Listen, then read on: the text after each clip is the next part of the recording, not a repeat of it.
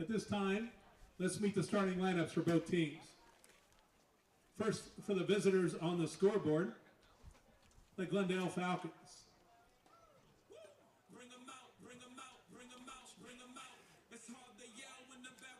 Leading off for the Falcons, playing center field, number 28, Charlie Hobble. Playing third base, number 14, Sebastian Norman. Shortstop, number 9, Brady Yates. Playing left field, number 66, Dominic Licata. Catcher, number 8, Graham Satterwhite. Playing right field, number 0, Kyle Julian. Playing first base, number 5, Reed Jackson. Playing second base, number 11, Easton Friesen. Designated hitter, number 34, Bo West. And the pitcher, number 3, Blaze Thompson. And now let's meet the starting lineup for the Nixa Eagles. Leading off, playing left field, number 13, Caleb Jones. Playing center field, number 7, Wyatt Vincent. Shortstop, playing number 3, Caden Cloud. The pitcher, number 6, Jackson Gamble. Designated hitter, number 11, Wyatt Mabe. Third baseman, number 12, Cameron Miller. Playing right field, number 8, Adam McKnight. The catcher, number 10, Tyler Yonkers. Playing second base, number 1, Parker Mann. And playing first base, number 15, Brady Ratone.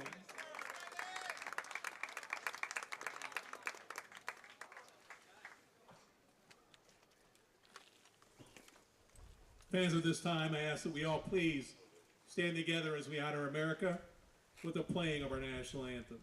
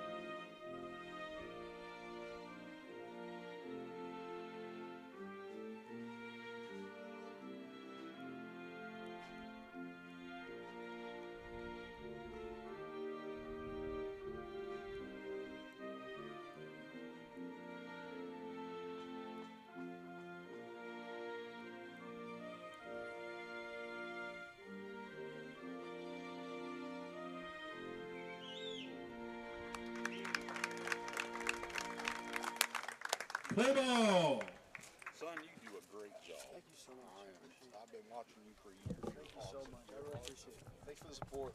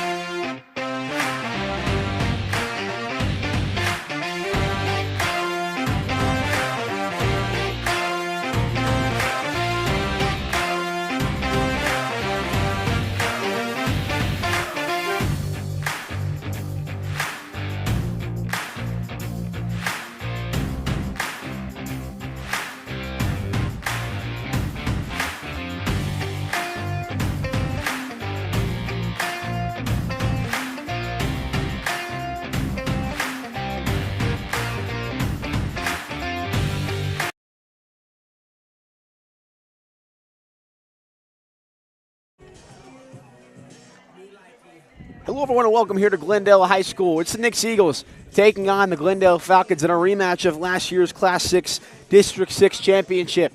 But this time, Eagles are the home team on the scoreboard, and Glendale will be the away team, as this game was originally supposed to be played at Nixa Baseball Field, but got rescheduled here earlier this morning. Jackson Gamble gets a nod from Coach Hughes to start this one.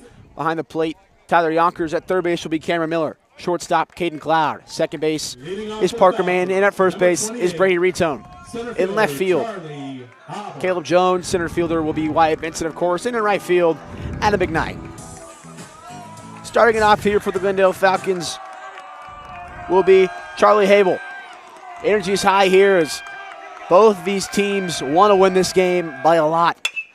First pitch swung on and sent to Cloud for out number 1. Caden Cloud, an MLB prospect, alongside 2 other players on this field, including the guy coming to the plate right now, Sebastian Norman. Third baseman, number 14, Sebastian Norman. All eyes on Norman, Cloud, and Vincent in this one to see how they play in high-pressure situations and big games. 1 out here for Sebastian Norman after 1 pitch from Gamble. Gamble quickly throws his first pitch to Norman, and he'll take it for strike number 1.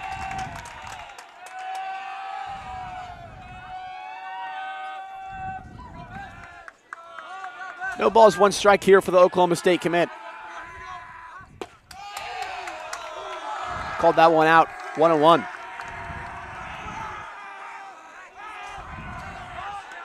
Norman looking to go to Stillwater next year if he isn't happy with his draft outcome.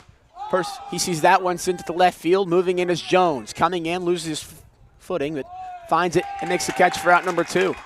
A really deep fly out for Sebastian Norman. So that 2 out. Number 9. With 2 outs here, that'll bring up Brady Yates, another highly scouted prospect in the South Missouri area, only as a sophomore. 2 outs, nobody on here for the Falcons. Gamble addition here early. 2-out pitch from Jackson Gamble. First pitch Yates, he sees, he'll foul it back for strike number 1. Gamble didn't have too bad of an outing last time. It wasn't that he wasn't finding the strike zone. It's just that Fayetteville Bulldogs team is super good and was finding ways to hit around him. 0-1 pitch. Close, but it'll be called the ball, 1-1. You notice something about this game, especially if you're in this crowd, you know the energy is high early, especially because, you know, both of these teams met twice last year. Glendale got the best of both of them, but especially the rematch of the district championship. What a stretch by Retone over at first base for out number 3. Cam Miller ate it up, but stuck with it for out number 3. 3 up, 3 down. We head to the home half of the first. 0-0 is the score.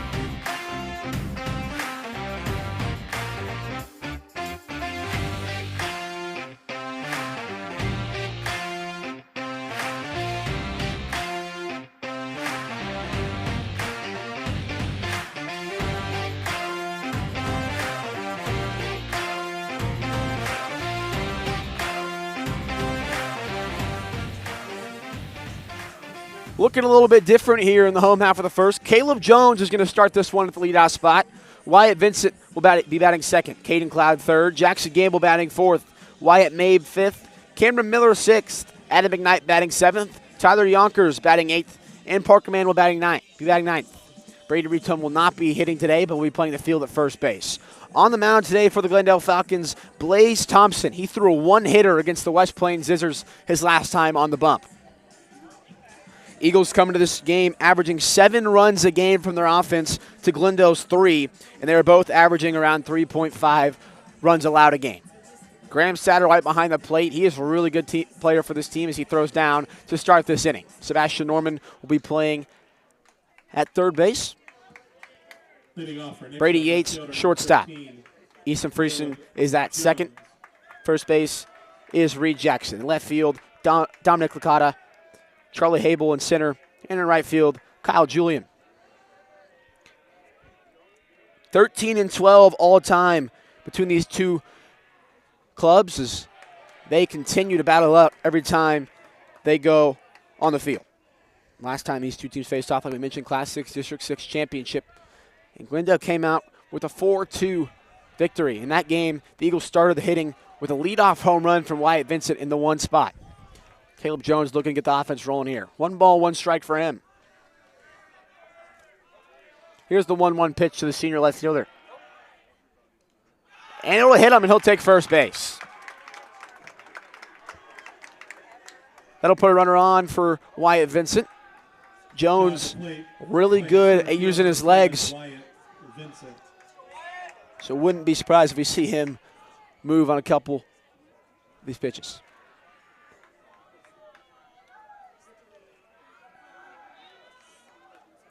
Vincent at the plate.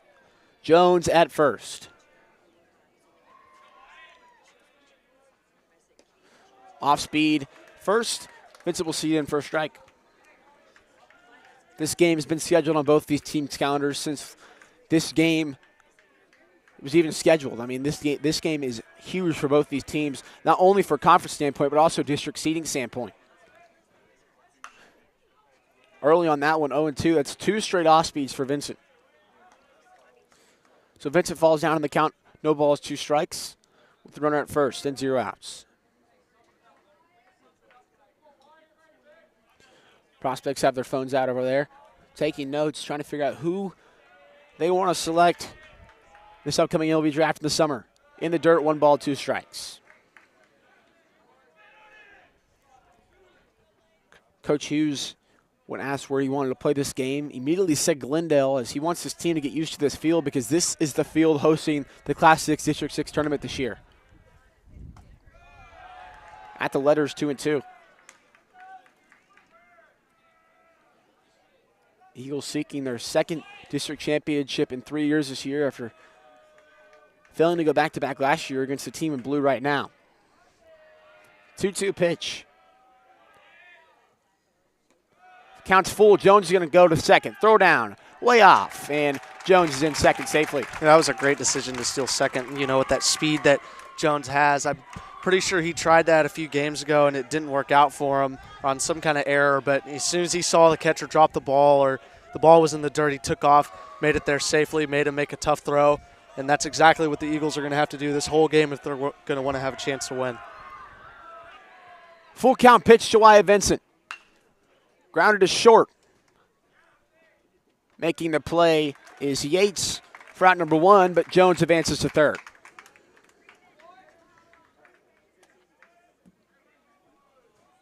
Now batting shortstop number 3, Caden Cloud. So Vincent does a job advancing to third base like we mentioned all year, getting out with the purpose, and that's a great purpose there from Wyatt Vincent as he now puts the first run of the game 90 feet away at third with 1 out. So anything deep enough here can score Jones. As we're talking about situational hitting here, don't want anything on the ground to the corners, strikeout or a shallow flyout. That'll work too. Left center, off the wall, and a ground rule double. Eagles lead 1-0.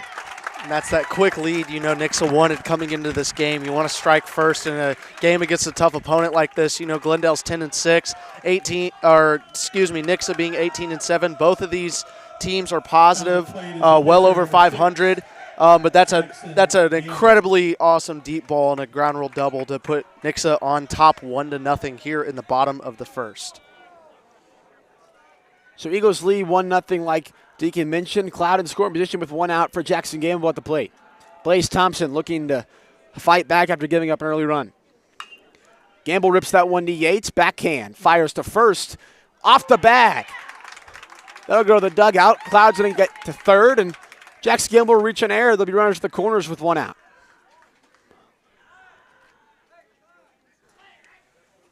they're going to. He was trying to argue that it hit the dugout and that Cloud should get home plate as well,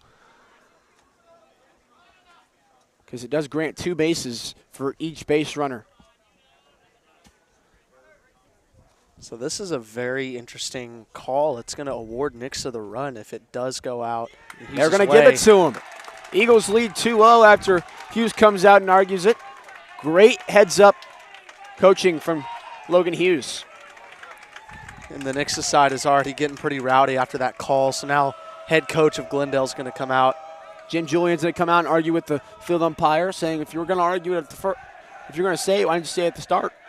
Why wait for him to say it? So runner at second base is number 23, Carter Mabe. Carter Mabe will courtesy run for Jackson Gamble after reaching on air. Umpires explain to Julian why.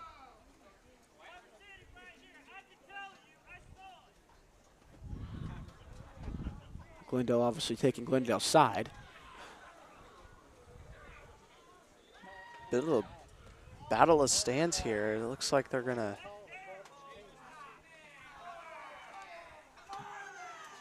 Batting number 11, designated hitter. So it's going to Wyatt stand. Nixa with the 2-0 lead here early. 1 out. Runner at second base for Wyatt Mabe. This is his brother Carter Mabe is at second. Mabe has been outstanding all year. A really great player to come to life in this season as he's batting almost 300. Bunt shown, pulled back, 1 ball, no strikes.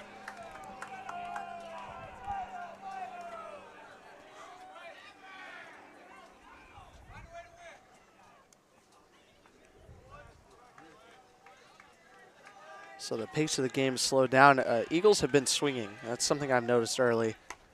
Bunt shown, pulled back, 2 balls, no strikes. A lot of bat-to-ball contact, and it's paid off. A lot of momentum here for Nixa early. It's something they thrive off of. It's momentum. And Jim Julian, the head coach of the Falcons, still chirping at the home plate umpire.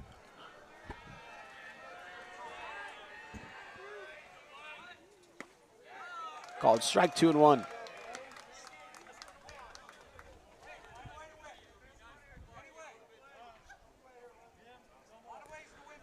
Stands are packed here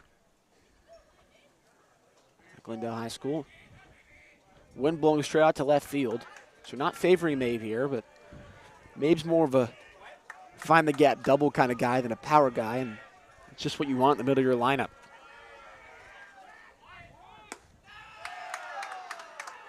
Pull back the bunt, 3 and 1 now. Thompson struggling to find the zone here. And there's one thing you don't want is the guy at the plate, a guy on deck at the plate with 2 runners on. I mean, he's hit 2 home runs in the past 3 games. He'll lift it in a shallow center, coming in and not making the catch, the center fielder, and that put runners at the corners with 1 out. That was Charlie Hable out in center. Runners at the corners with 1 out for Cam Miller. Like I mentioned, 2 home runs in the past 3 games. He had 1 against Lebanon that may have gone 500 feet. Not actually, but it looked like it off the bat. And then you also had the one in Waynesville. And they're going to have a quick mound visit here as Jim Julian is not liking what he's seeing so far from his starting pitcher. He's going to talk it over with Miller.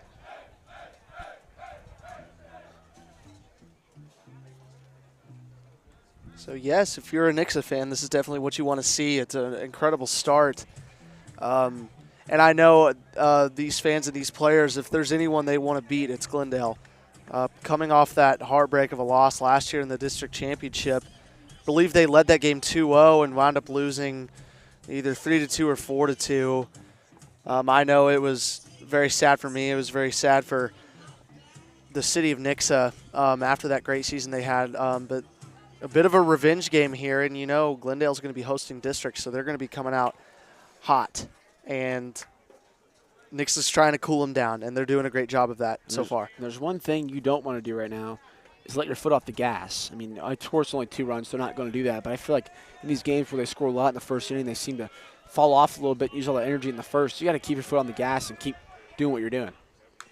First pitch Miller sees, he'll foul it back. Just got on top of it. No balls, 1 strike.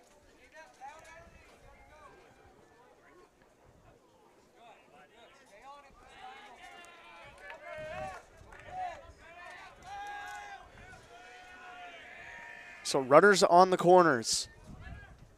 Miller watches that one go. Mabe's going to go to second. Satterwhite didn't even get the ball off the ground. Now 2 runners in scoring position here. Both Mabes at second and third. 2 hits for the Eagles so far and 2 runs and 2 runners on here with 1 out. 1 ball, 1 strike.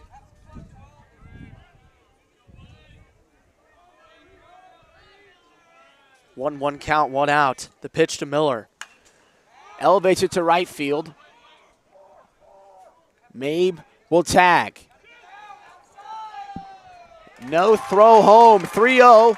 Runner advances to third and an RBI sac fly for Cameron Miller.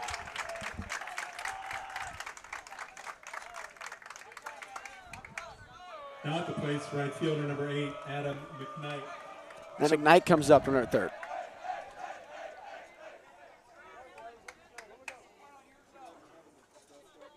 So bottom of the first 2 outs, McKnight up. 3-0 lead for the Eagles. 2-out pitch. No balls, 1 strike.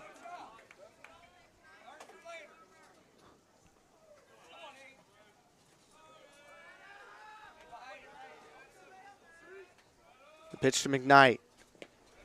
1-1. And if Nixa can, there's 2 outs, so they don't have much to work with, but they got a runner 90 feet away. They could figure out a way to tack him on in home. It's going to put a stranglehold on this Glendale team. McKnight sends it towering into shallow center. Making the catch second baseman. Almost didn't get back in time. Eagles put up 3 in the bottom of the first. We head to the second. 3-0.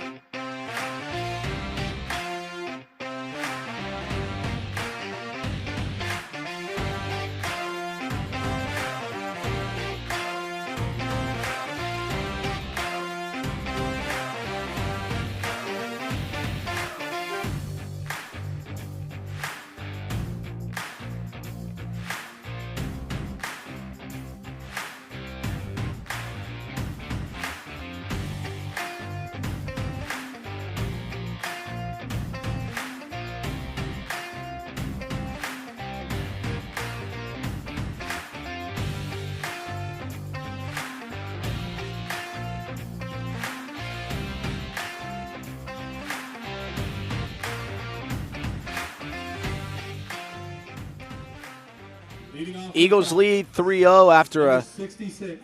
bit of an explosion in the bottom of the first. Dominic Licata, Graham Satterwhite, and Kyle Julian due up in the top of the second. Eagles lead 3-0. Like we mentioned at the bottom of the first, got to keep their foot on the gas here. Can't let up for any second because Glendale will take advantage of any mistakes. Ball called, 1 ball, no strike.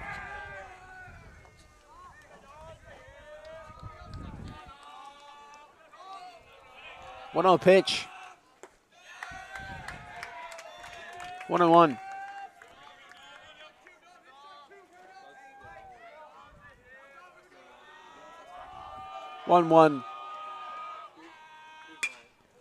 Popped up foul.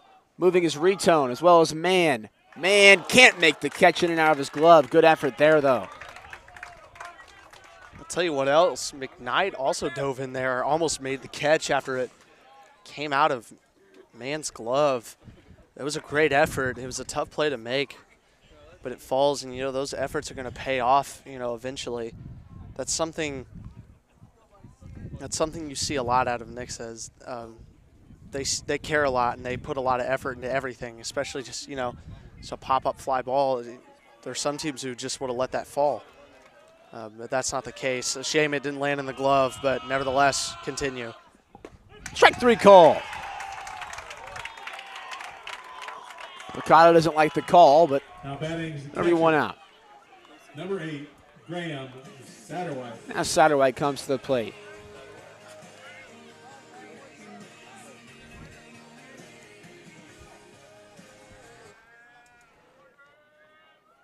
One out here. Gamble kicks and fires. Satterwhite fouls that one off. No balls, 1 strike.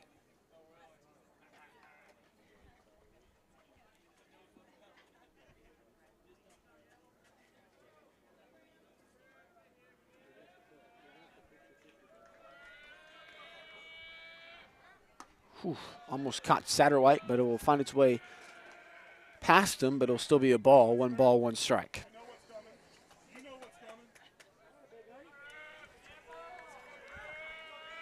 The pitch. Hitting the right. McKnight gets over and makes the catch for out number 2. Satterwhite was late on that one. Almost found a gap, but Now McKnight the plate, covers the ground for out number Right 2. fielder, number 0, Kyle Julian. Kyle Julian now, 2 outs.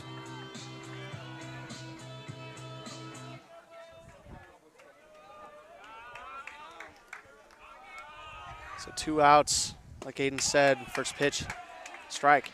Got him looking.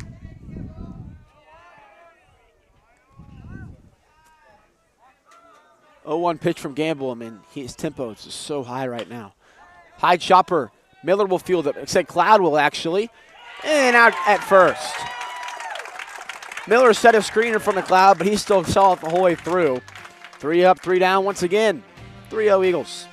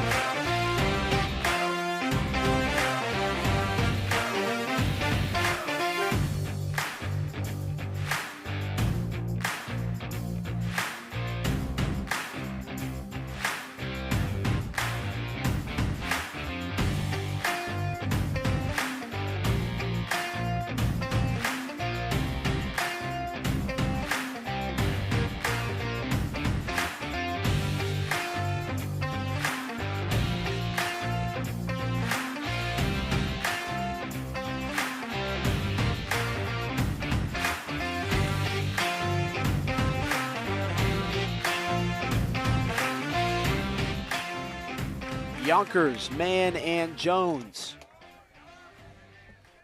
due up in this top of the second, bottom of the second, excuse me. I'm so used to being the away team here, but today we're the home team. At the letters, 1 ball, no strikes. Blaze Thompson is still on the mound for the Falcons.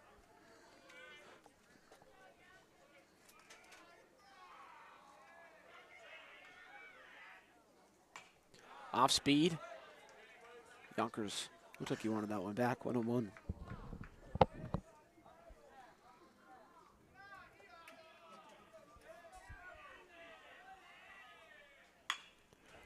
Chopper to left side of the infield. Yates, crossbody throw. Not going to be in time. An infield single for Tyler Yonkers.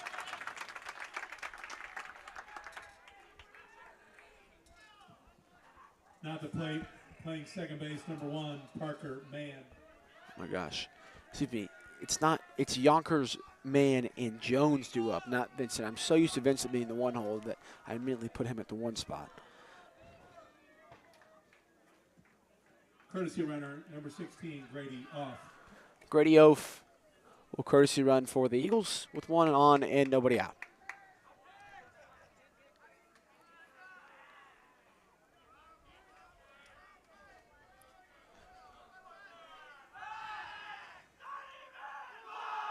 Check back to first.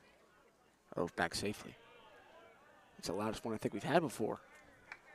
It's also different because we're standing outside. I'm sure you've done this before.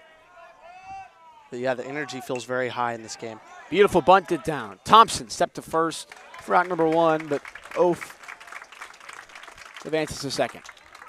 Jones was hit by pitches last time up. He's a runner in scoring position with 1 out. Number 13, Caleb. That was a great decision by Parker Mann to bunt there, or whoever made the decision. I'm sure it was a collective effort. But now you return back to the top of the Eagles' order, try and tack on this extra run they got sitting at second right now.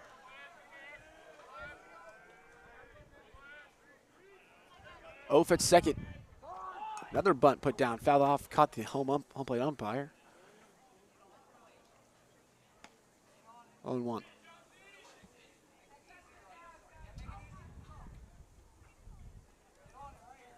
Like I mentioned, the stands are packed. There's not really an empty seat here on either side.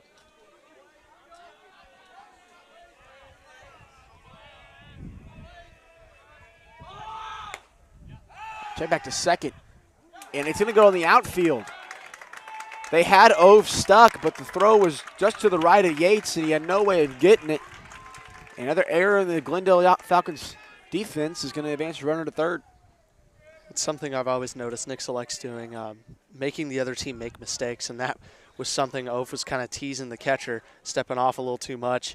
Made him make a throw, and it wound up not working. He knew the shortstop was right behind him, and the chances of him making that play were low, and so, you know, it caused the ball to get into the outfield. It's going to send Ove to third. Now he is 90 feet away from 4-0 Eagles. It all starts with the acronym PACE, what Coach Hughes teaches the whole team as soon as they step in to the dugout. Pressure applied causes errors. The more pressure you apply to a team, the more chance there is they're going to cause an error. And defense or offensively or make a mistake mentally that will help you out. So just apply the pressure more and more. As the pressure builds, start to break. 3-1 pitch. Full count. So bunts out of the question now. That the count is full. So Jones is going to have to swing the bat here. 1 out with Vincent on deck.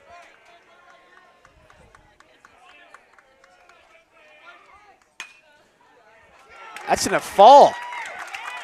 Looked like a chip shot in golf. Just a ton of backspin, but kept going and dropped for a run. 4-0, an RBI single for Caleb Jones. I'm amazed at how often Nixa is able to do that. Those chip shots, they're not easy to pull off, and I don't think they're on purpose, but whenever it lands in the right spot, it can turn into great things, and in that case it turned into an RBI single. That'll bring up Vincent, runner at first, 1 out. Gets a hold of one. No doubt about that one. Goodbye, baseball. 6-0 Eagles. There's really not much to say about that one. First pitch inside. As soon as that ball left that bat, you knew it was out of here. And what a statement Nixa is making. A 6-0 lead over the Glendale Falcons here in the bottom of the second inning as the dugout comes out to celebrate with Wyatt Vincent. That's something I haven't seen before. This is the first game I have attended where a home run has been hit by either team. Got every bit of that baseball and a little bit more. Left fielder didn't move much. And speaking of home runs, that will now tie the home run leader, Caden Cloud, with 6. First pitch from Thompson is upstairs, 1 ball, no strikes. Eagles up 6-0. So the Eagles basically reset the field. The only thing that is to change is the out. There's 1 out they have to work with, but they can play off of what they got. That one is a called strike to even the count at 1. So like Aiden said, Caden Cloud and Wyatt Vincent, the 2 home run leaders for the Eagles. So Cloud is at the plate right now. That pitch outside makes the count 2-1. Nothing but pure focus out of Caden Cloud. That is team home run 23 of the season. 2 balls, 2 strikes, 1 out.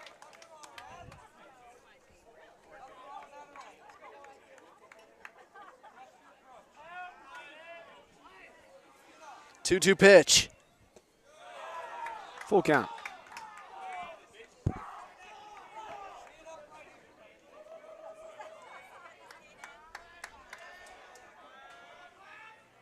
3-2. Pop straight up. Foul territory. Making the catch is Reed Jackson.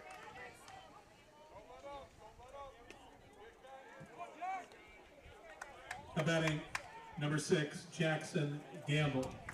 Gamble comes up with 2 outs.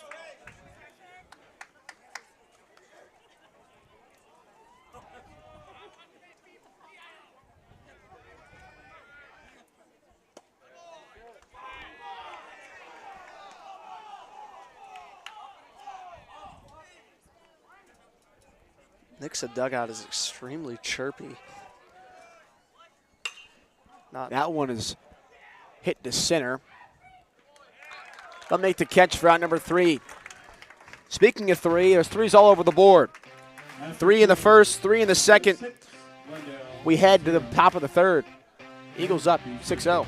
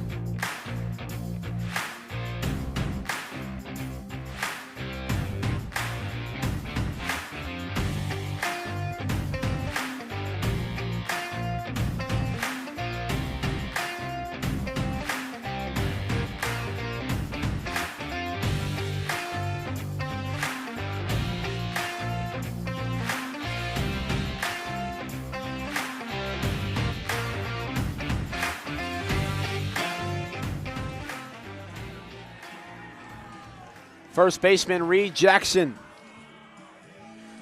due up here for the Falcons alongside Easton Friesen and Bo West. No outs. Of course, as the inning just started. First pitch from Gamble. 1 ball, no strikes.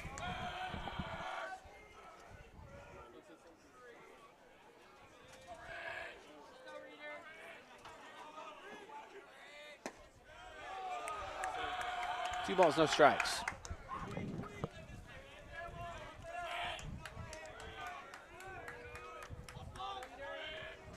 The pitch from Gamble, 2-0. 2-1. You know, Gamble is, so good. He's been so great this whole season. He has. But every time, he'll have a 2-hitter or something. He'll be like, should have been a perfect game. Shouldn't have walked people. Exactly. I'm like, you threw 2 hits. His mindset's always got to be better. Exactly. And that's just why he's so good. High expectations are key in anything you do, especially in the sport of baseball. It's a mentality game. Left the off speed up there at 3-2. So he was trying to punch him out there. Full count now. Gamble looking for a second strikeout of the day. And he will get it.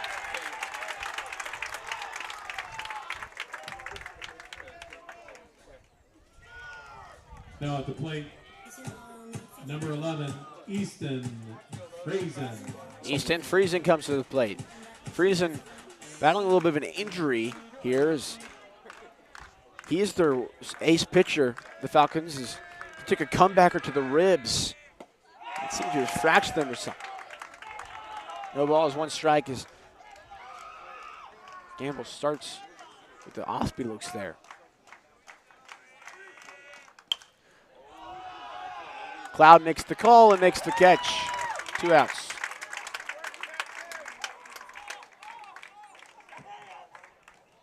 Now up, designated hitter number 34, Bo West. Bo West, the designated hitter for the Falcons. 2 outs.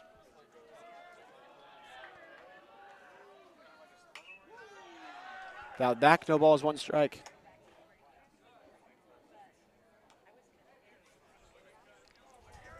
There are so many people here. There is a lot of people in attendance, and this is a game to come see. 2 great teams. 0-2. Top of the 3rd, 0-2. 2 outs, 6-0 Eagles lead. Jackson Gamble is having himself a game so far. The pitch from Gamble. Got him. 9 up, 9 down so far. 2 strikeouts in the top of the 3rd. Eagles lead 6-0.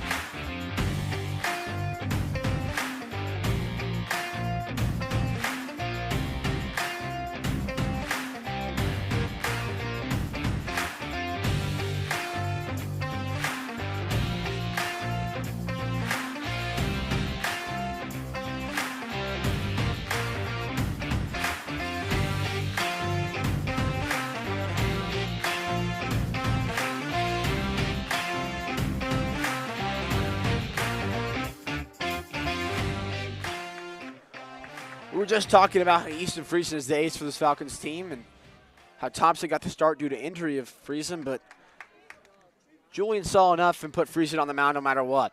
First pitch to Mabe. Fouled off. No ball is 1 strike.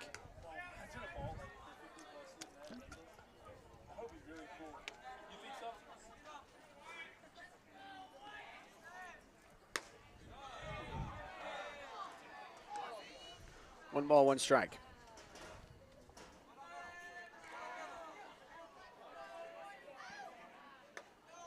2-1. It's a good decision to not swing on that. Makes the count 2-1. Obviously no outs because the inning just started. 2-2. Straight into the trees behind the Nixa dugout.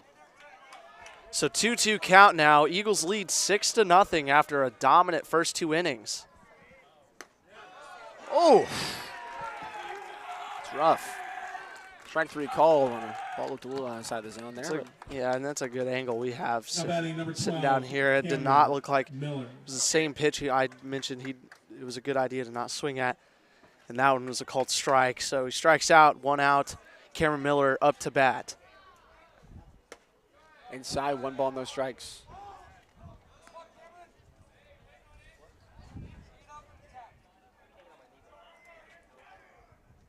Ooh. Good pitch there from Friesen, 1-1.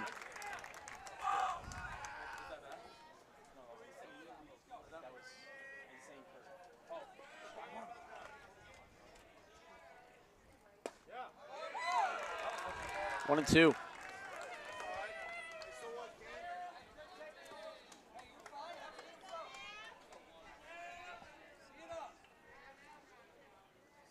One-two count, one out. The pitch to Miller. 2-2. Ooh. Glendale side did not like that. So it is 2-2 now with one out. Oh, that one nearly hit him. So that's back-to-back interesting calls from the umpire. Balls Now placed in to the play same number 8, spot, both Adam the McKnight. strikeouts. So the pace is slowed down a little bit. 2 outs, McKnight up to bat.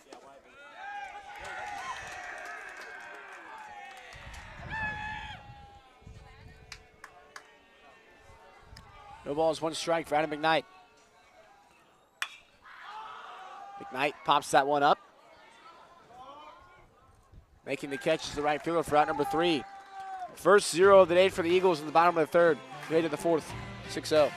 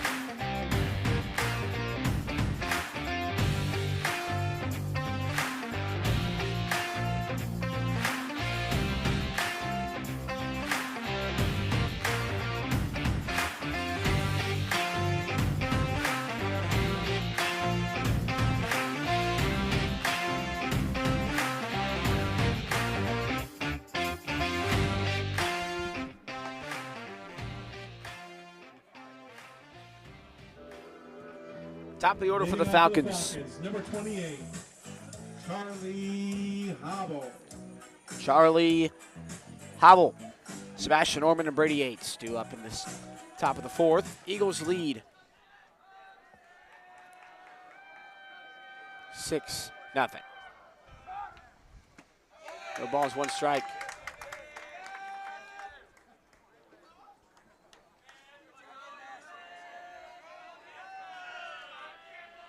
Oh, 1 pitch from Gamble.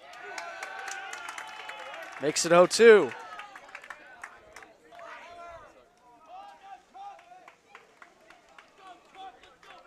Quick 0-2 from Gamble. 1 ball, 2 strikes. Gamble looking for his 4th strikeout of the day.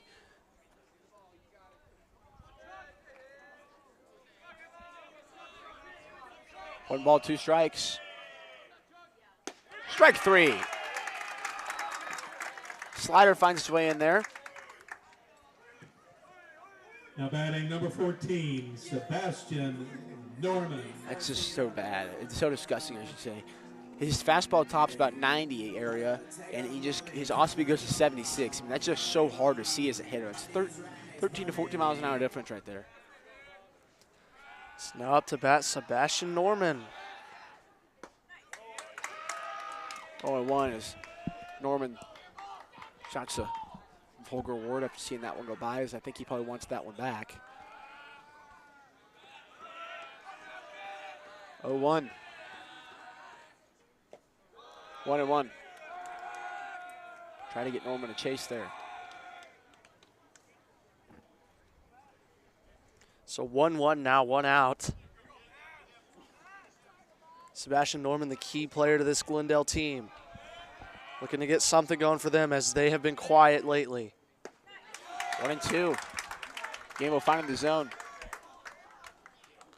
I mean, Norman, he's just a big boy. Like, he's built. He's definitely been in the weight room. 1-2. Upstairs, 2-2.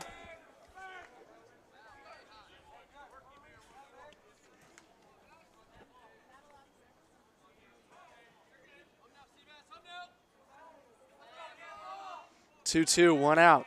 The pitch to Norman from Gamble. Hitting the deep center. Vincent going back at the wall. That'll leave the park. Norman goes yard. Makes it 6-1. A much needed jolt of energy for the Falcons. Dead center. Dead center right over to the 360 sign. What a bomb from Sebastian Norman. Now batting. So Gamble's no-hitter ends on a home run. Yates.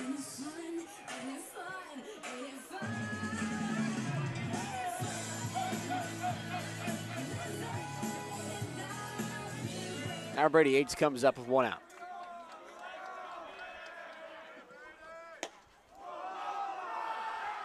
One ball, no strikes. Glendale dugouts letting Gamble hear it after that one. Got close to the face. 2-0. It's like Aiden said, a bit of momentum shift here in Glendale's favor. It is still a 5-run game, but they needed that. 3-0. On deck, Dominic Licata.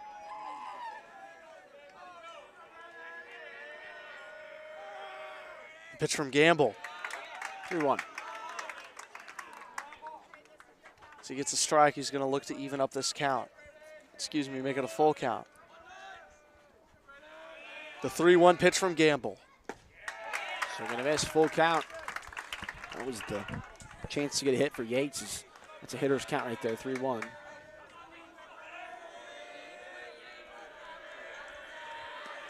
Full count. Got him. Gamble battles back from 3-0 after giving a home run and gets strikeout number 5 on the day. That'll bring up Dominic Playing Licata. number 66, Dominic Licata.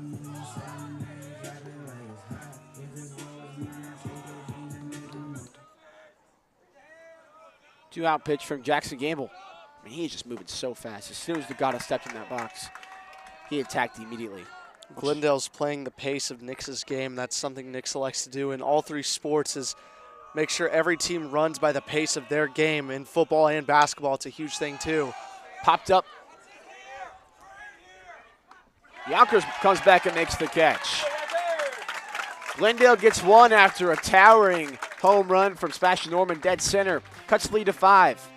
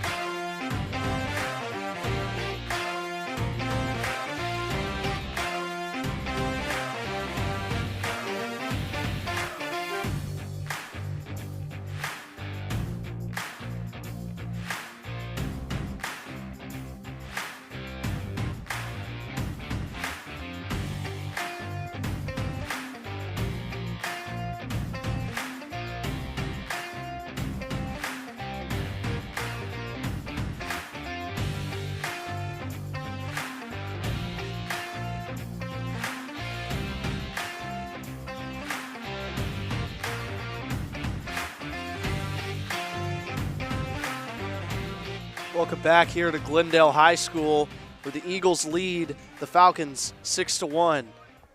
As that pitch is in for strike one. Tyler Yonkers just watches at his eyes for ball one. 1 ball, 1 strike.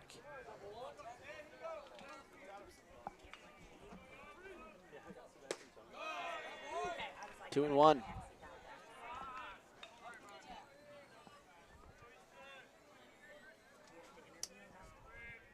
The pitch to Yonkers.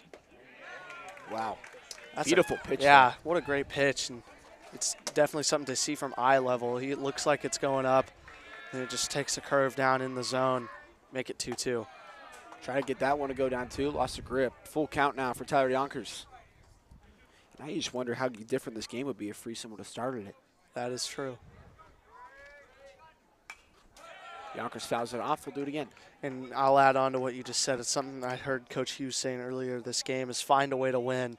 And Nixa has found a way to take a huge stranglehold lead on this Falcons team early, taking advantage of that pitcher on the mound. Yonkers will wear it. Would have been ball 4 either way, so. But he'll wear it just to, send a little bit of a message to the dugout. Oaf will come in to courtesy run for Yonkers. Catcher Tyler Yonkers. Number 16, Grady off.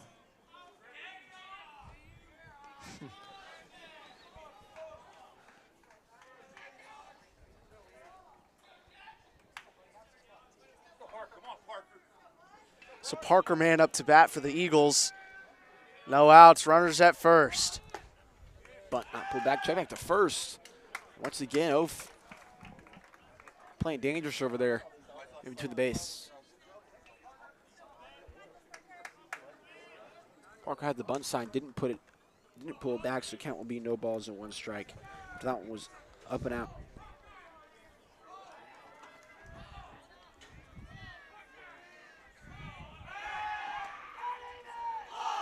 Not even close.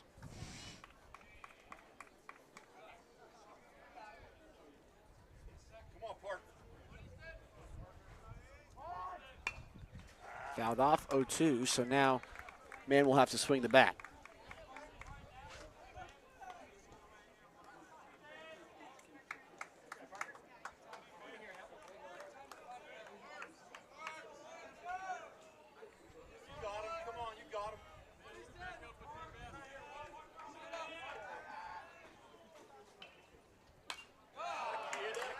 Fouled back 1-2. You see 0-2. Man is going to fight for every single pitch that he gets. He rarely will ever get out 3 pitches.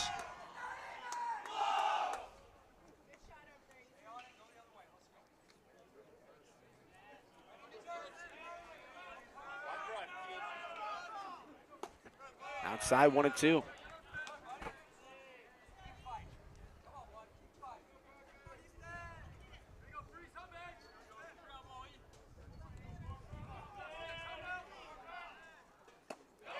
Strike 3, swinging.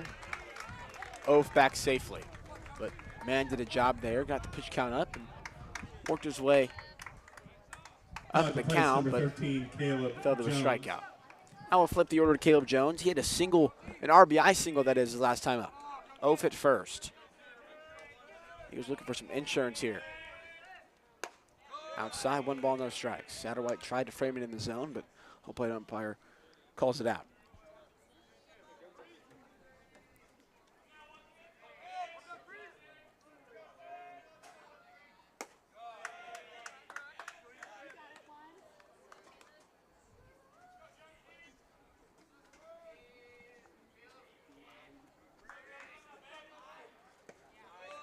Whew.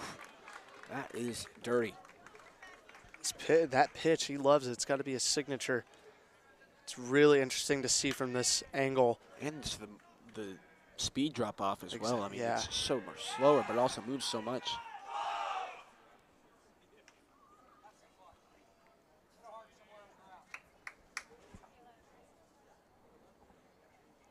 Hughes telling Jones to hit it hard somewhere on the ground.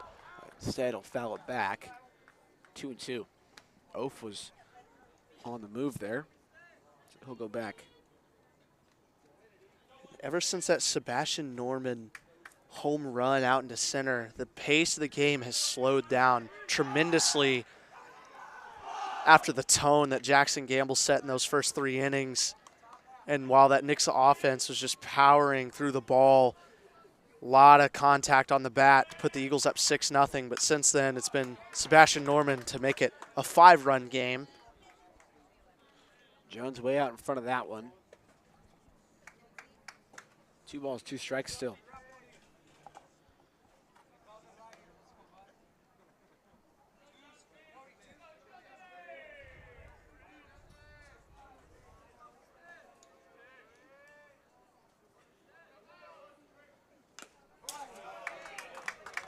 Foul back.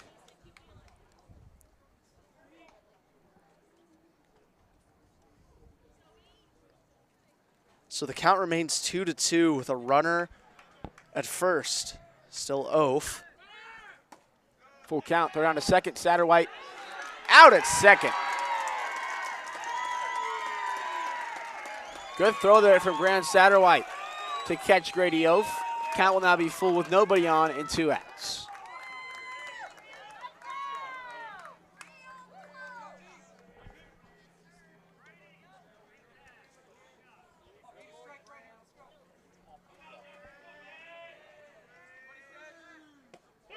Strike 3 call. Friesen does a job. 2 straight zeros for the Eagles offense. 6-1 is the score heading to the 5th. Nixa 6.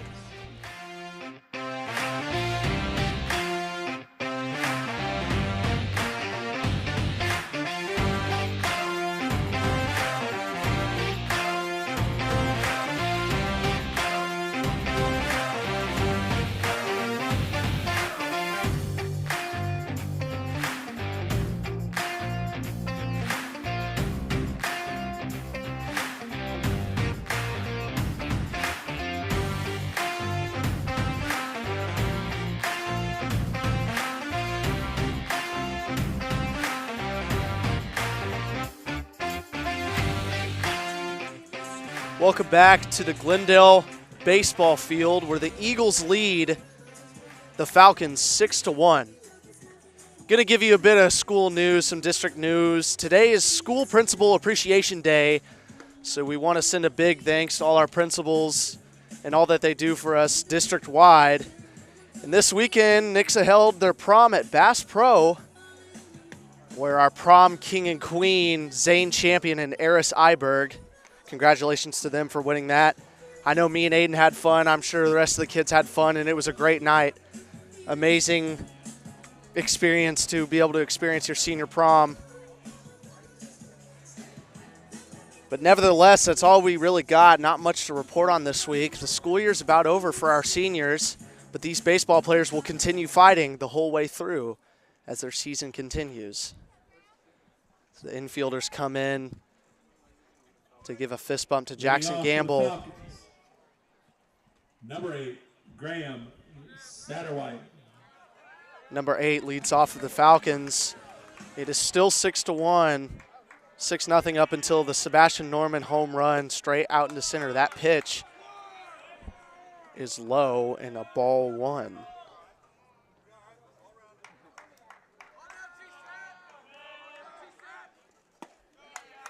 That one in there for strike 1. So Gamble evens the count at 1. The 1-1 pitch from Gamble was high, so it's 2-1 now. Here in the top of the 5th inning. 6-1 score, 2-1 count. The 2-1 pitch from Jackson Gamble. That's lifted high out into center field as Wyatt Vincent comes in and makes the catch to put the first out on the board. Now batting, number 0, Kyle Julian. Ever since we had that pitching change to put Glendale's ace on the mound, the game has been quiet on both sides. So the pitch from Gamble, that one in there for strike 1. Jackson Gamble's looked great all game And like Aiden was saying earlier, it's been really fun to watch him as a Nixa fan, as a student. Even the players enjoy watching him. That one lifted a line drive into left field. It's a base hit, and so it's going to put a runner on first for Glendale. Now at the plate, number 5. As that is just their second hit of the day. Jackson. So the first baseman for Glendale steps up to the plate to try and get some momentum going for him here. There was a bit there out of that line drive into left field. There's really not much that could have been done to make a play there. It's a great hit. So 1 out, runner at first. Pitch is high. So it's going to be ball 1.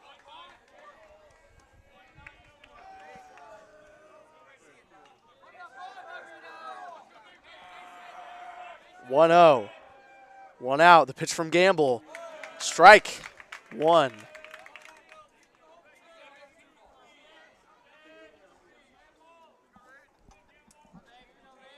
So 1-1 now. 1's across the board.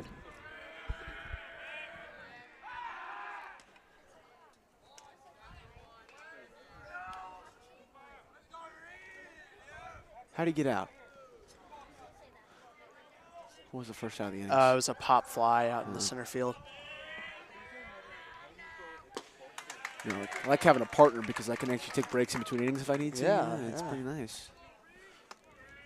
Well, I'm so glad I can be your partner. Me too, man. 1-2. Runner at first.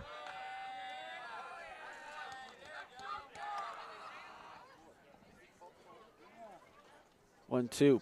1 out, runner at first base. Eagles trying to keep this lead right where it is.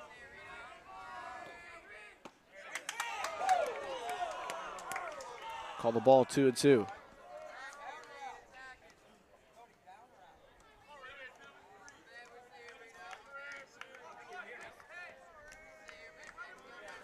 So controversial call is going to make it 2-2 the count. Still 1 out. Runners at first. The pitch from Gamble. Grounded up the middle. 6-3 for the double play. Eagles hold on to a 5-run lead heading to the bottom of the 5th.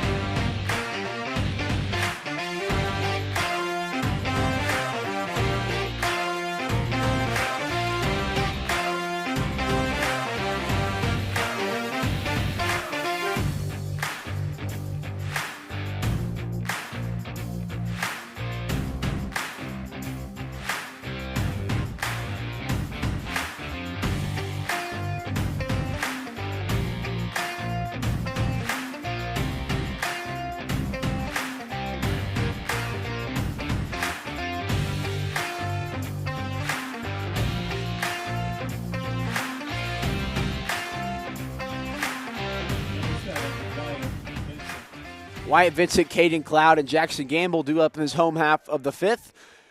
Last time Vincent was at the plate, he touched them all with a 2 RBI homer. It's been that long since he's been back up. Yeah, we get 2 straight zeros, which hadn't happened in that game. But Frieson's looking good so far, and now, like I mentioned, you just wonder how different this game would be if Friesen would have started this game on the bump. That is true. Vincent gets solid contact, gives it over to Yates. Yates fires over to first. Vincent almost beats it out, but not in time. 1 out. And the fact that Vincent almost beat that out is just so impressive, the speed that he has. That normally that's such a routine play, but you got to get the ball over to first in time if you want to beat out any of these Eagles players to be able to beat them out because they're all just so quick, and it's a huge threat. 1 out, base is empty. First pitch to Gamble. Excuse me, Cloud. I don't know why I saw Gamble. What was the ball? Cloud had an RBI double was last time. No, 2 times ago at the plate. I don't know what I did last time. I forgot. I don't have. Since I don't have a table, this is right outside. I can't write down anything, so I don't have any stats or anything. I usually do. So 1's across the board. 1 ball, 1 strike, 1 out for Caden Cloud. Breeson kicks and fires. Cloud gets a hold of that one, but fouls it back. 1-2.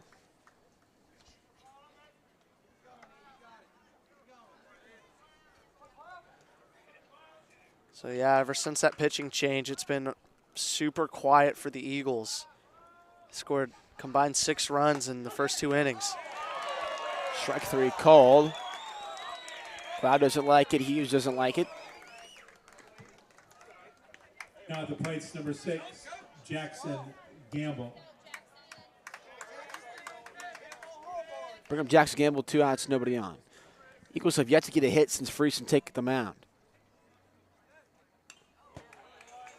Fouled that one back 0-2.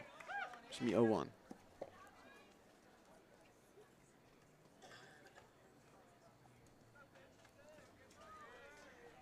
So 0-1, pitch to Gamble. 0-2.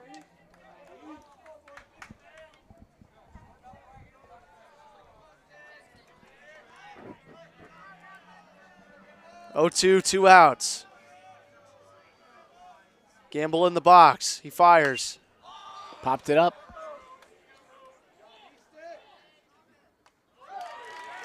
And they'll make the catch for out number 3.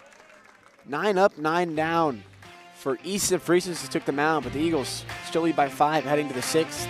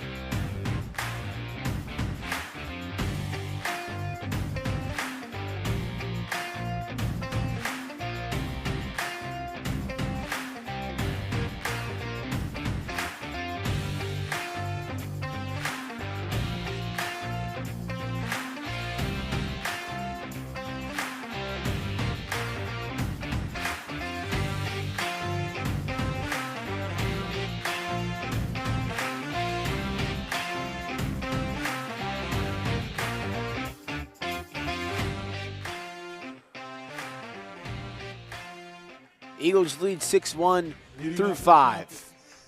Number 11, Easton Friesen Easton Friesen. at the plate here.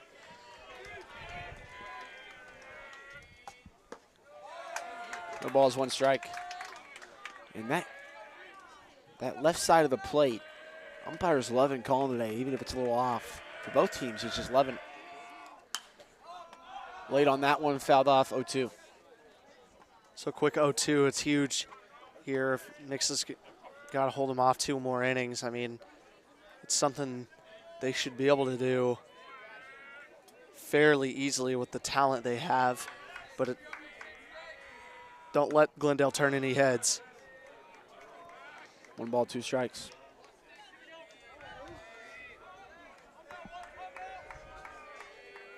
So Gamble has had a great day. A great day. He's continuing that.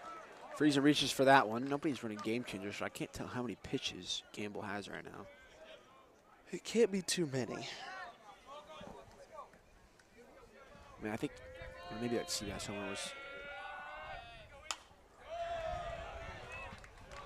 over our heads.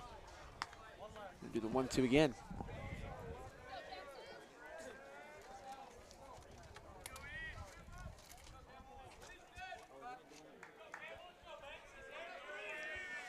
So 1-2, the pitch from Gamble. 2-2.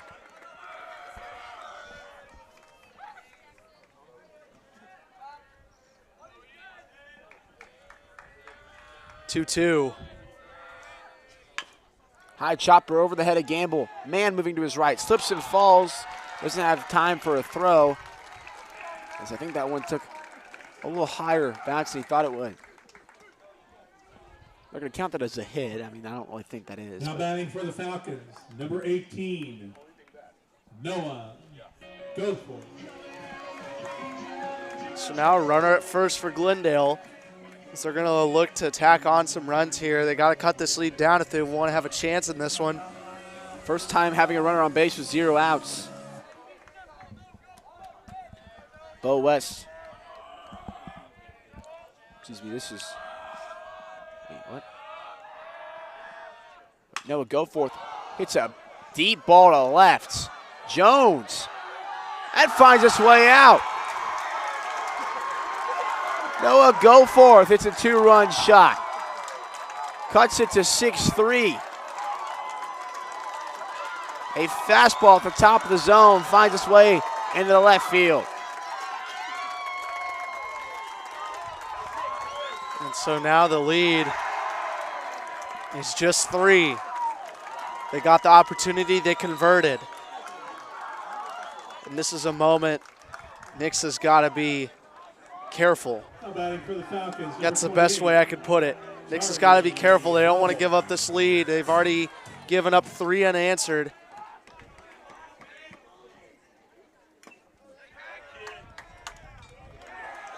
So that one is strike 1. It's fouled back. Hits are now 4-5 in favor of the Eagles. Charlie Hable, the center fielder.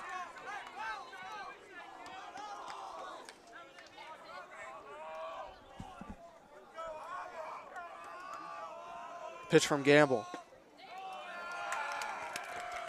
1-2. So not that it's about me, but going from all these games I've watched this season, no home runs, to this one, seeing 3. Strike 3 swinging. It's the first out of the inning, which will bring up a man who hit a home run his last time up, Sebastian Norman. Sebastian Norman. 3 home runs in one game, and a high school game is impressive.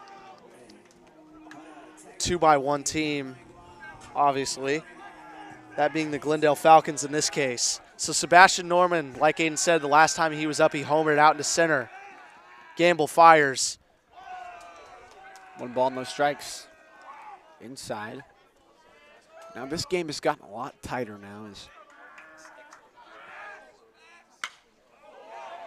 Hitting the left. Jones watches it off the wall on a hard bounce. So Vince's gonna have to come over. Norman heading to third. A triple for Sebastian Norman.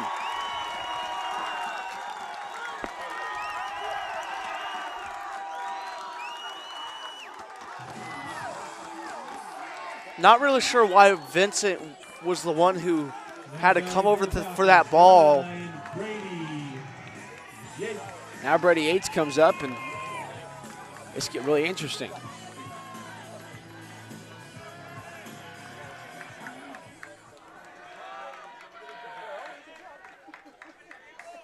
Is Houston to come out here and have a talk with Gamble. First mound visit of the day.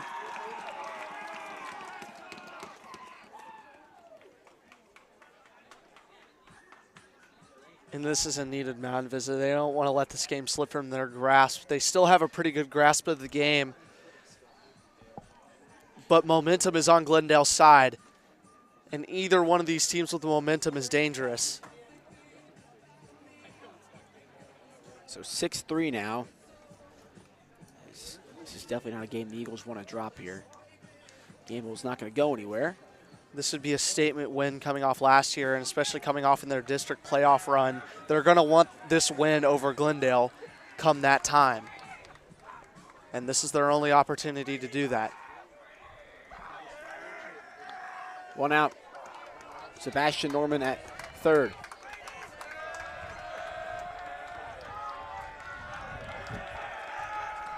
Gamble looks and fires. Good block there by Yonkers. 1 ball, no strikes. Glendale dugout is loud, trying to get in Gamble's head, which is something it's not easy to do. He's very focused, very composed, and he's composed right now. 2-0. It's a little inside there. 2-0, 1 out. Cut this lead down even more as a runner at third. Late on that one, 2-1.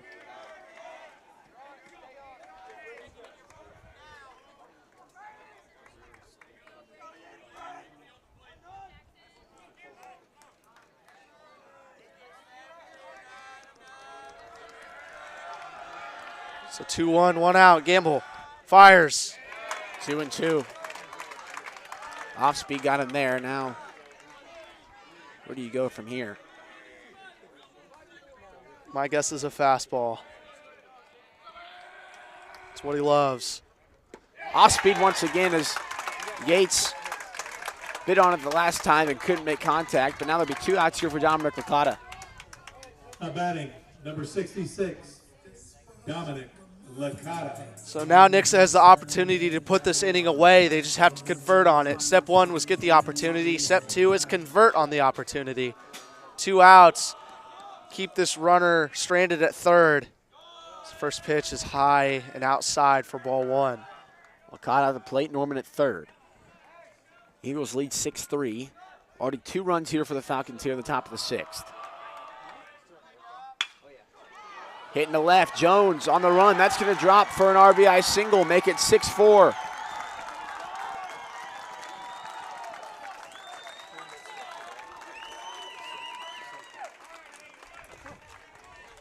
We'll bring up Graham Satterwhite. He had good contact. No tying runs at the plate. Now at the plate, number 8, Graham Satterwhite. So now what's interesting about the scoreboard is it's 6-4 the score in favor of the Eagles, but the hits are in favor of Glendale, 6-5. So pretty even game so far, as it's been all Glendale since the 4th inning.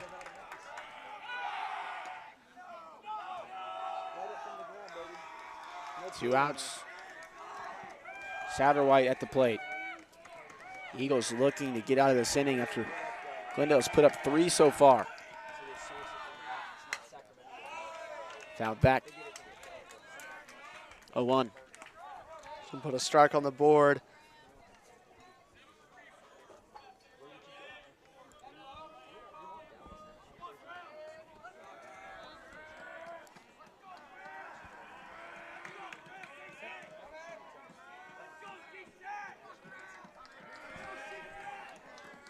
The pitch from Gamble. Foul Hit him. ball called. Excuse me. It hit him after he hit it, so it's a foul. 0-2 now. 2 outs. Tying run at the plate for the Falcons.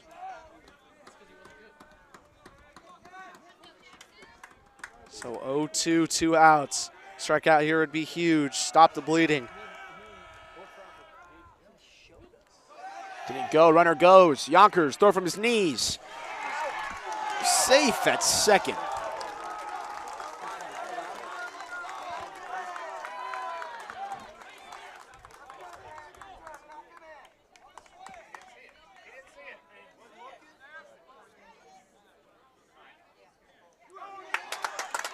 Got him swinging, so that would have saved a lot of time if we would have known that before. So we're going to the 7th, 6-4, Eagles lead. Oh, bottom of the 6th, actually.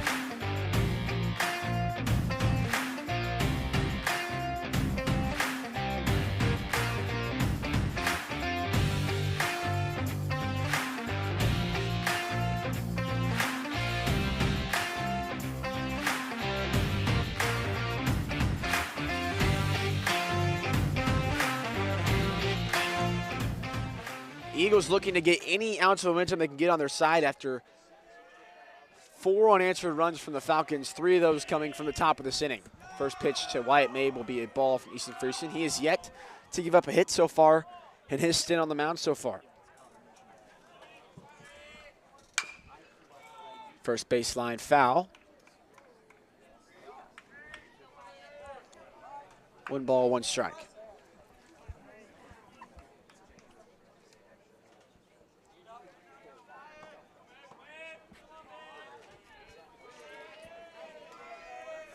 So 1-1 now. The pitch. 2-1.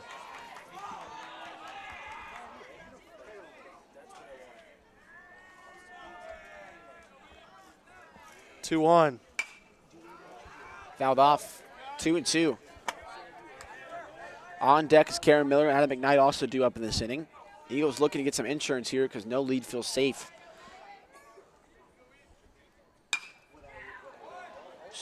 And that's going to be caught by Yates for out number 1. Almost got another chip shot there for the Eagles offense. Brings up Cam Miller. Now batting number 12, Cameron Miller.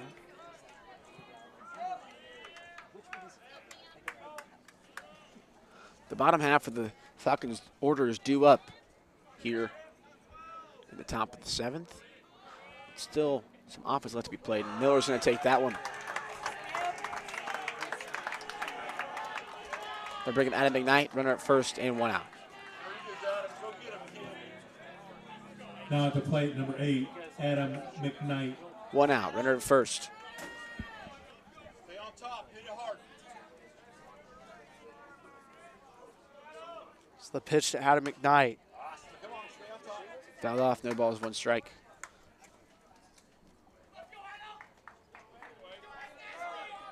Anything on the ground, anything but stuff on the ground here for the Eagles. Whew. 1-1. One's across the board. Runner at first. 1 out, 1 strike, 1 ball. McKnight takes the pitch from Friesen. Fouled it off, 1-2.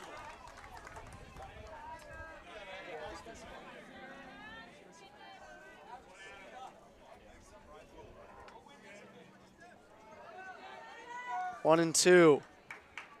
McKnight choking up on the bat here. Upstairs. 2-2. Miller at first after getting hit by a pitch. High chopper. Norman storms forward.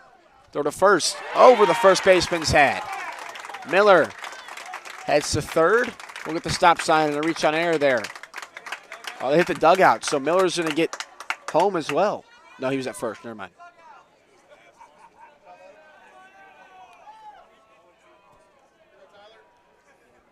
Miller was at second. He would be scoring right now, but runners at second and third now for Tyler Yonkers. 1 out. So to force outs off. Double play is out unless there's something crazy going on. Yonkers. It's something I really didn't see Nixa doing is scoring anymore in this game. I expected it to be all defense. And that still could be the case, but Nixa has an opportunity here to tack onto their lead, which would be huge coming into the 7th inning. Infield coming in. No bunt attempt. Yonkers fouls that one off. No balls, 1 strike.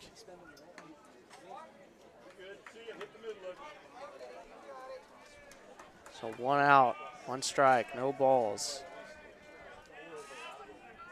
Runners at second and third. Up the middle. Yates, a beautiful play. He'll go home. Oh! Drop the ball. Safe at home, but Miller with a tough collision. Make it 7-4. But that was not good. Scary.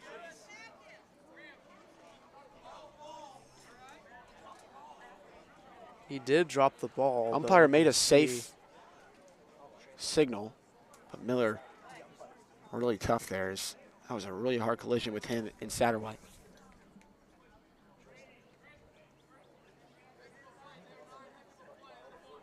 Something to shout out is that stop the shortstop had. Brady Yates, diving effort. Miller trying to get up on his own. So 7-4 is the run will score. As Satterwhite dropped the ball.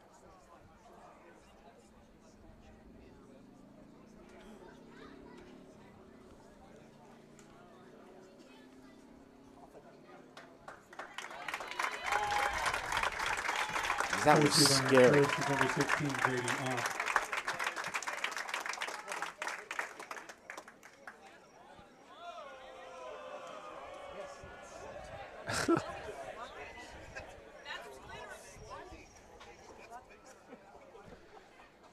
If he wouldn't have slid and he dropped it, then that's where it becomes no run. But he did slide, and Satterwhite dropped it on the tag, and 7-5.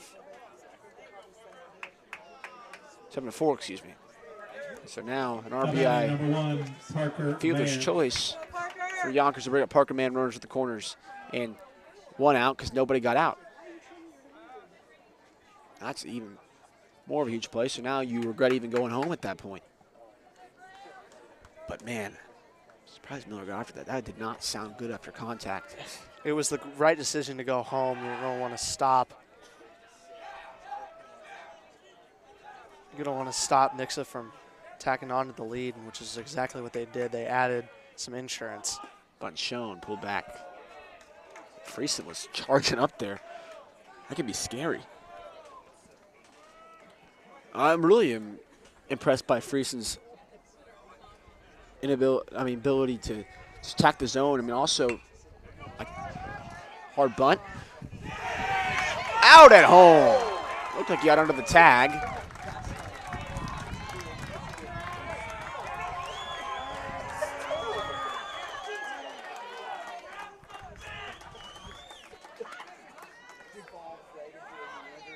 So McKnight arguing he didn't get touched. Number 13. It's a really good Caleb angle we had. Mann. I didn't see it. I was more looking at to see if McKnight touched the plate, and it looked like he did. So he's out. 7-4 is the score still. 2 outs, runners at first and second. Well, like I was saying, Friesen's ability to just play baseball. I mean, like we mentioned, he took a comebacker, hurt his ribs. I mean, especially with Scary, it can be hard to get stuff on the mound if you're taking an injury like that. And he's been really great so far all day. They're going to count that. They're going to count that roller to third by Yonkers as a hit. So his no hitter in this relief has gone away. Only 1 run so far. 2 balls, no strikes.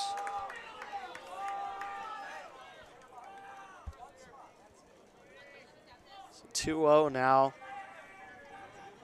What an inning this has been. Both teams fighting extremely hard. 2-1. I mean, that pitch doesn't even look hittable.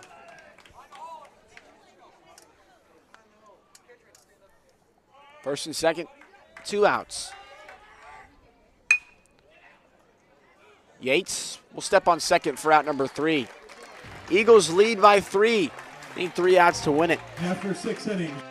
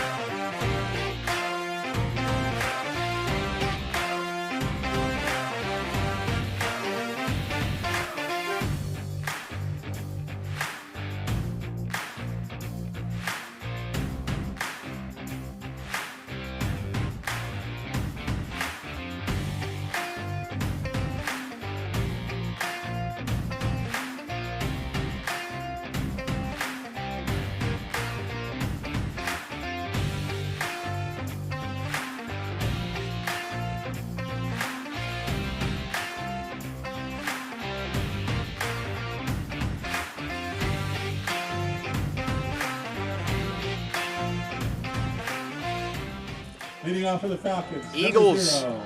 need Kyle 3 outs. Julian. Glendale needs 3 runs to stay alive. A little bit of a change. Cameron Miller is going to be taken out. I don't know if it's for precautionary reasons or if it is an injury. Man at third now. Grady Oaf takes over second. Pitch from Gamble. Swung on. Popped up. Foul territory. That's up. Right behind us. Ooh. That's the closest one we had. Yeah. You know, Man, a couple more feet. I had all that talk about how I would catch one if it ever came my way. That one was coming real fast. I don't think I was able to do that one. No balls, 1 strike from Gamble. 0-2. At the plate is Kyle Julian, Reed Jackson, Easton Friesen due up for the Falcons. No balls, 2 strikes for Julian. 0-2, the pitch from Gamble. Upstairs, 1-2.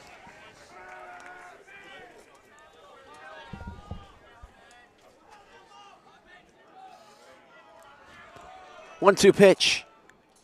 Strike 3. Got him.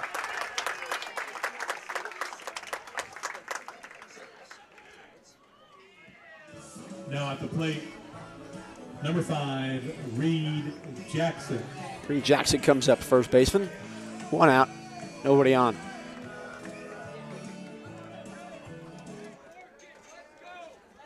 Here, McGett going to throw. Just in case something happens here. Pitch from Gamble. Line to right. McKnight doesn't move much and makes the catch and frames it in the process for out number 2. Eagles now need 1 out. Bring up pitcher Easton Friesen. Now batting, number 11. So a game that looked kind of scary for the Eagles is starting to calm down a little bit as they're 1 out away from stopping this Glendale team. They lead 7-4.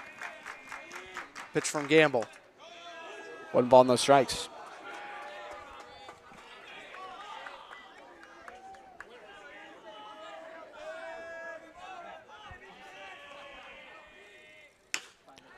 High chopper. Oh, first defensive play of the day is out number 3 to end this game. What a reach by Brady Retone. Great throw, great stretch, great game. Eagles win 7-4. Glendale 4. Eagles improve to 19-7. Glendale falls to 10-7, Special thanks to our and friends Eagles from Nixa.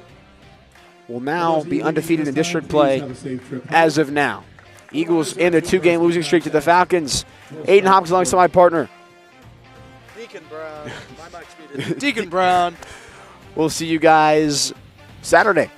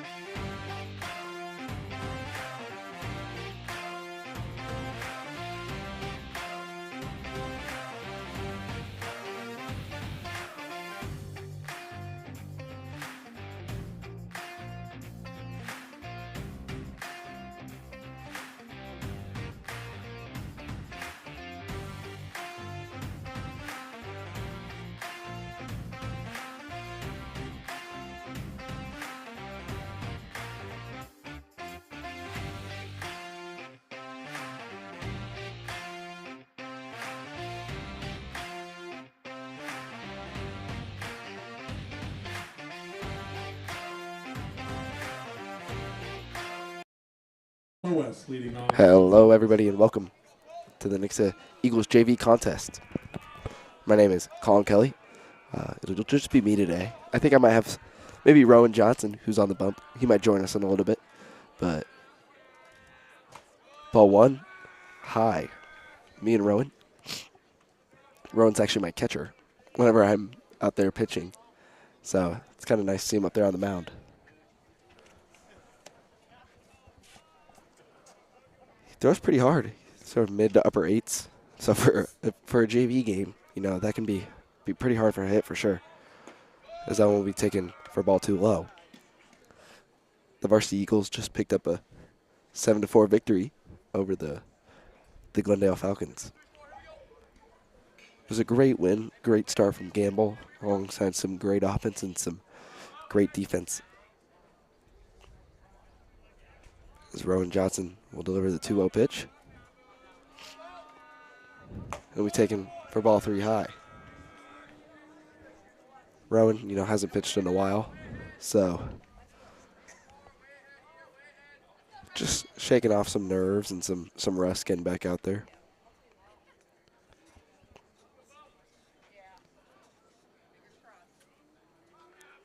As he'll get ready to deliver the pitch. And that'll be ball 4. 4-pitch walk to start the game. Now batting, number 12, Grant Curtis.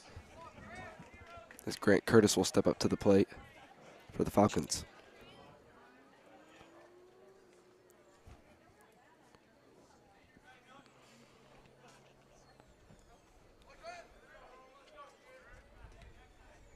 Rowan gets his sign from the catcher, Reagan Houston. That'll be taken for ball 1 into the backstop. The runner from first will advance.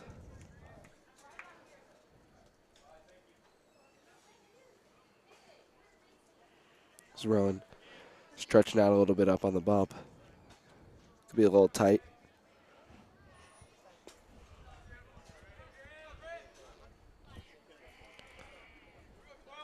As he'll get set.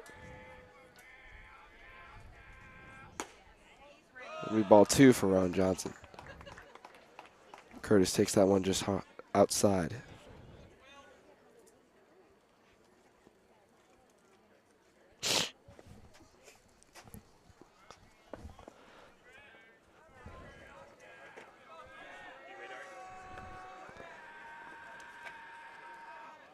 Strike 1.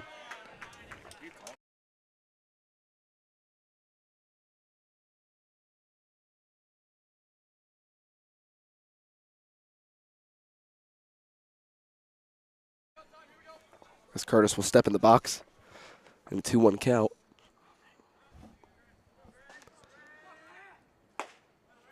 As Rowan Johnson throws it by him for a 2-2.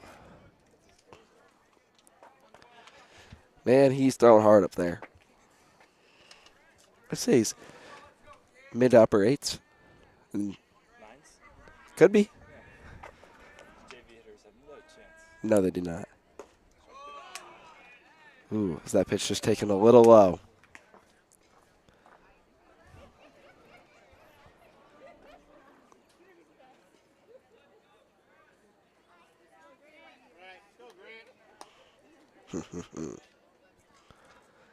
Rowan gets set. The payoff pitch.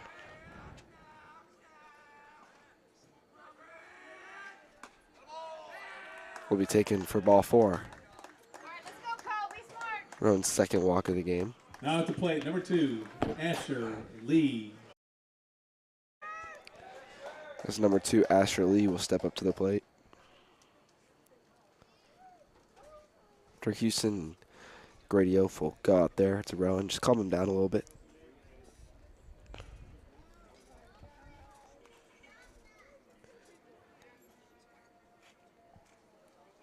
Asher Lee will step up to the plate.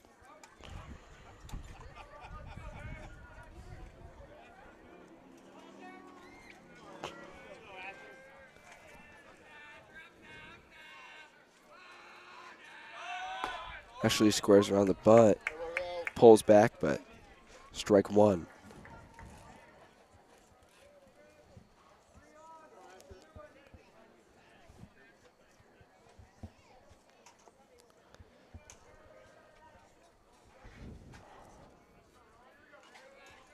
As Asher Lee squared around about again, gets it down.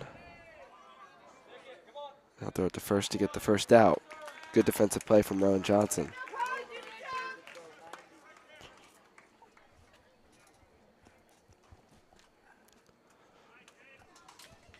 Now at the plate, number 26, Jacob Rohr. This is number 26, Jacob Rohr. Step up to the plate for the Falcons. Runner on second and third, one out.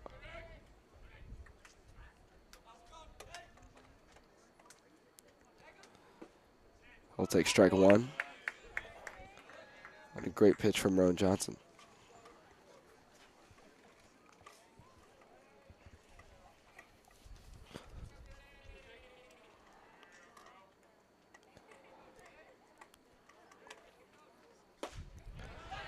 As he throws it hard in there for strike two. Rowan Johnson settled in here.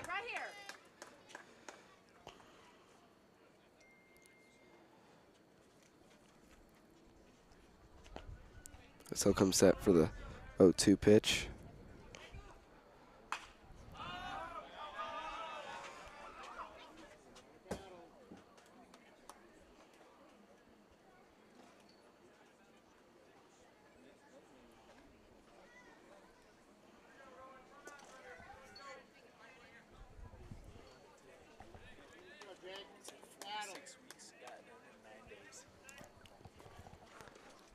As he fights off the 0-2 pitch. Rowan delivers. Taken high for ball one.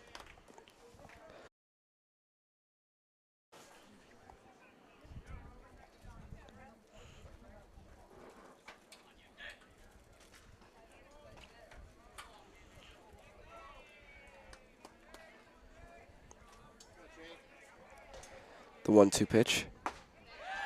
Swung on and missed for strike three.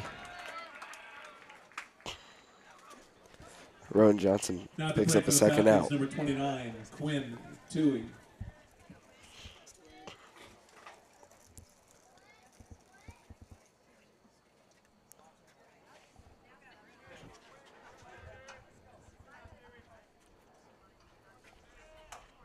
Rowan will look to leave these runners stranded. As that ball is taken for ball one.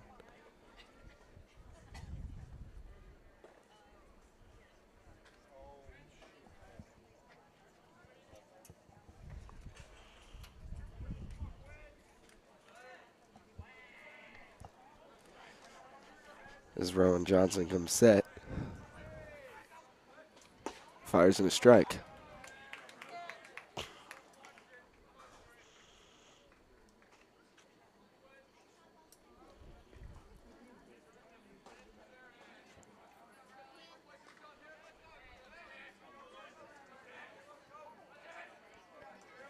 Rowan comes set. Fires in another strike, strike two.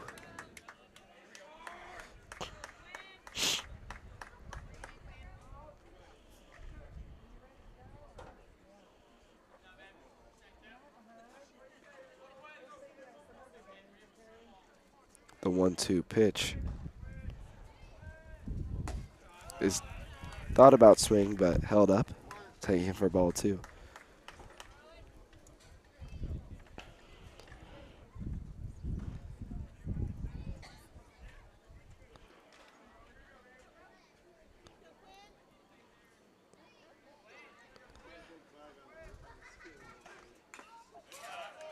Is fights off the 2-2 pitch. The count will remain at twos.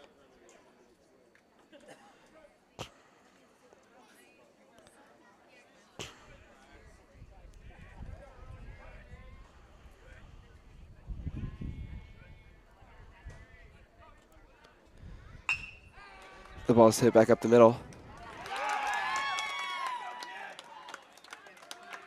But not able to be fielded so the Falcons will put one up on the Now to board play number 24, Will Peck. as Will Pep will step up to the plate.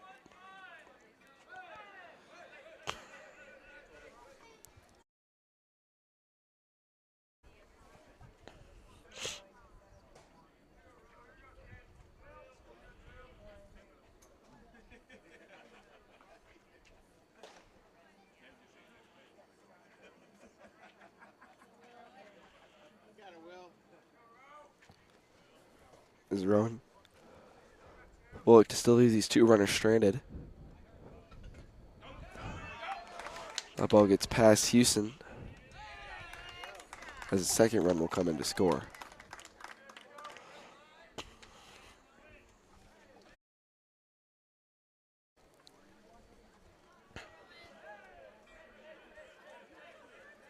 As the Falcons are able to put up two, Rowan Johnson will look to get this last batter out, hopefully.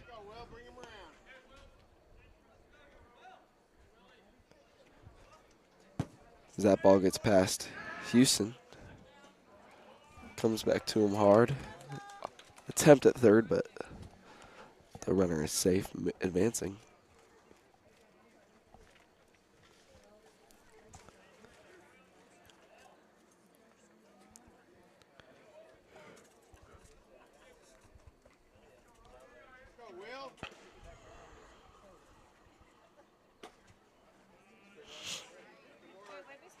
As that's taken for another ball.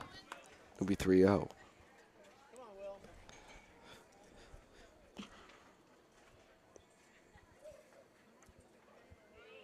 As Will Pep. We'll probably get the take sign here with it being 3-0.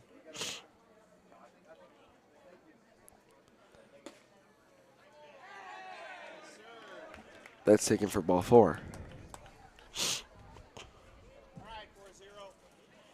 Now batting number 40, Abe Deckard.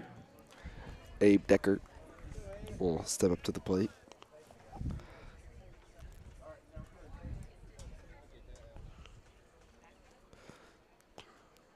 Runners on first and third for Deckert.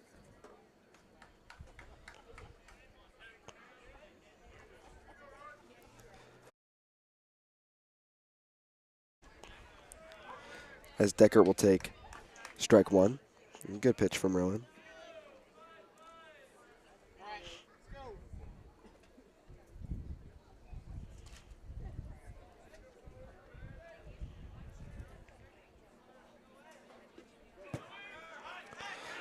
As that gets past him, and he's unable to pick him up at the plate, another run will come in for the Falcons.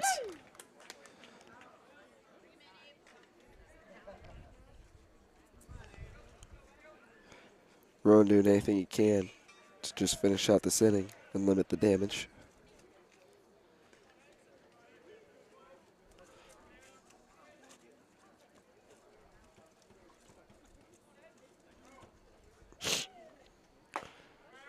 As that's thrown past Deckert for strike 2.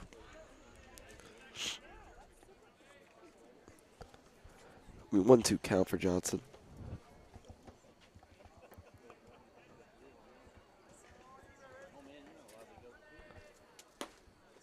That ball's taken outside.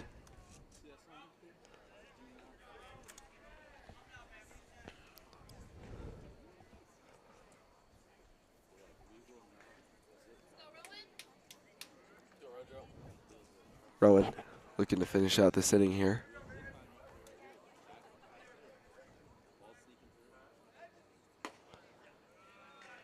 That's taken inside for ball 3.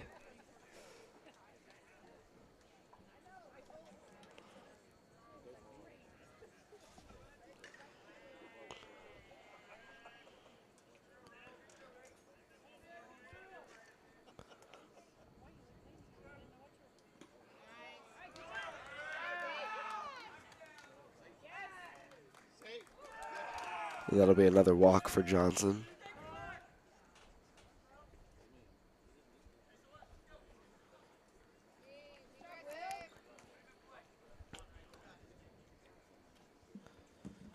Now batting Number 27, Vincent Stockton.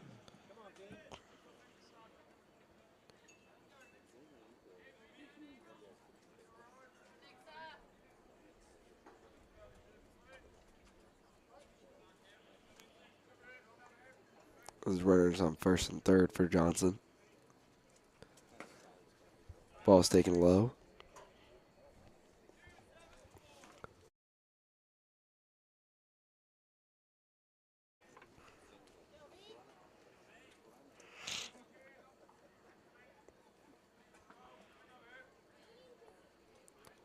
Johnson. Throw strike one. Good pitch there from Johnson.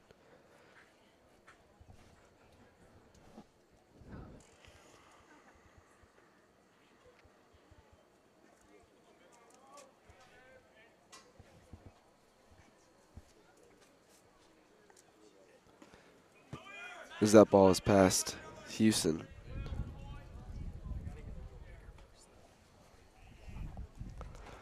Take it for ball two.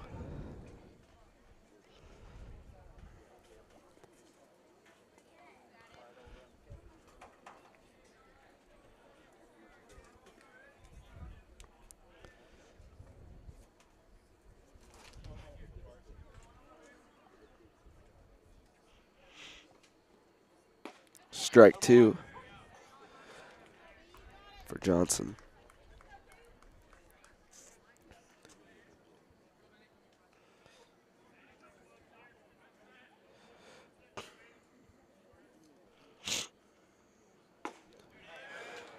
And Johnson will head back after getting his last strikeout. And the Eagles will come up looking to get some back right after this.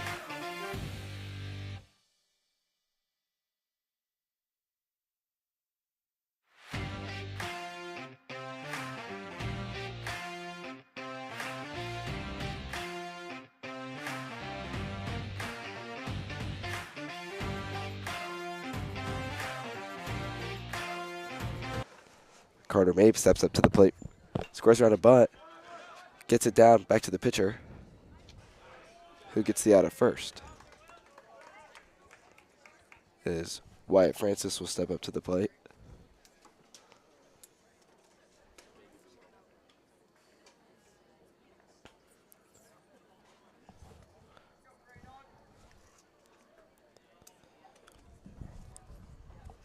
Now batting number 14, Wyatt Francis.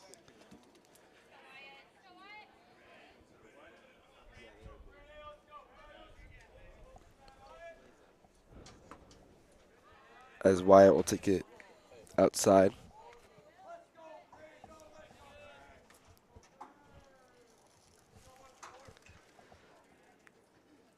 Francis takes ball 2.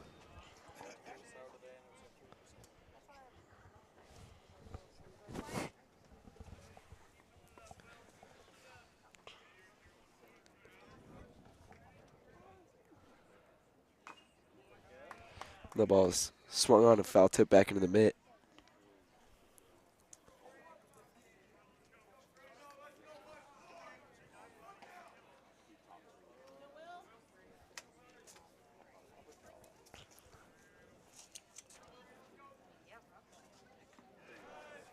As the curveball's bounced in the dirt for ball 2.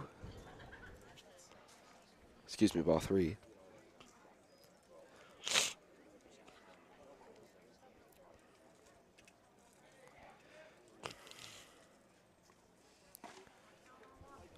I believe Adam Knight will be coming in to pitch, the quarterback for the Eagles.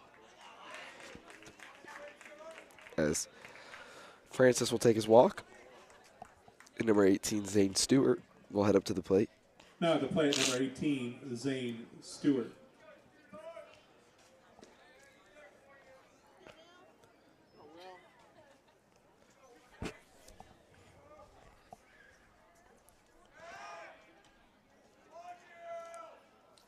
As pitcher looks over on Francis over there. Stewart. Take ball 1 in the dirt as Francis steals second.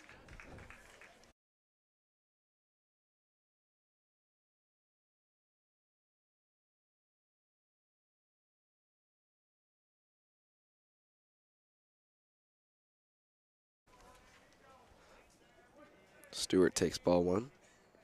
Second pitch. Will be swung on and drove into right center. Great swing from Stewart. Be a long single as Francis will advance to third.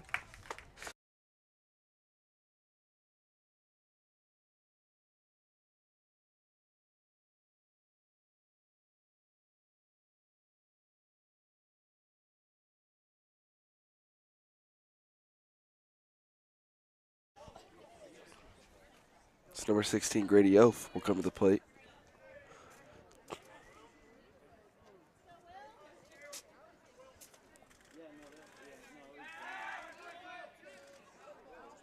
As Stewart has got himself into a pickle.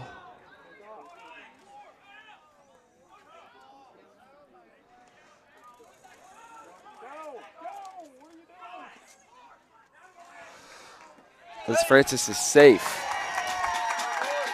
at second base.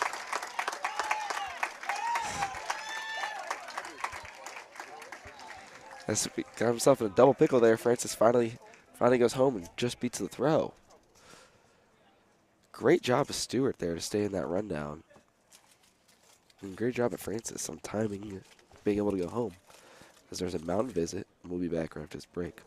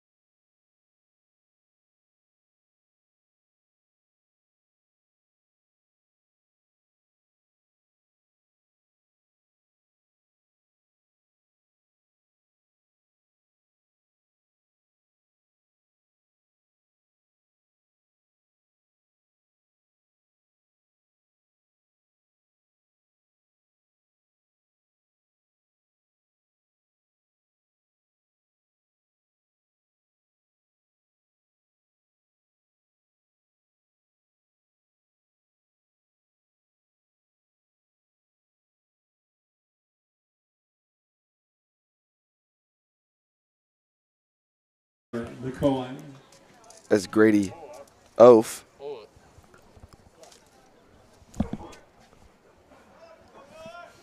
was hit by that pitch. Now comes up to the plate, Miller McCoy. As he takes strike one on the outer half of the plate.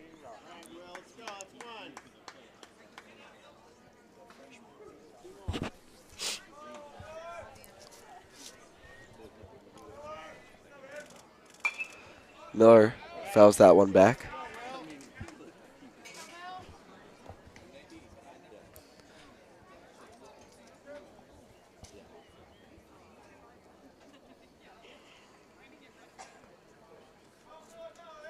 McCoy now to 0-2 count.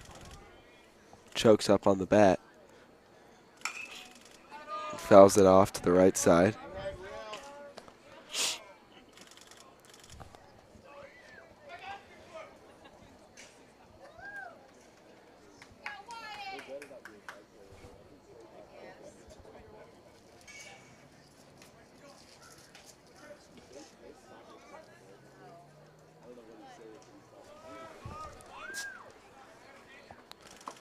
McCoy will take ball one outside.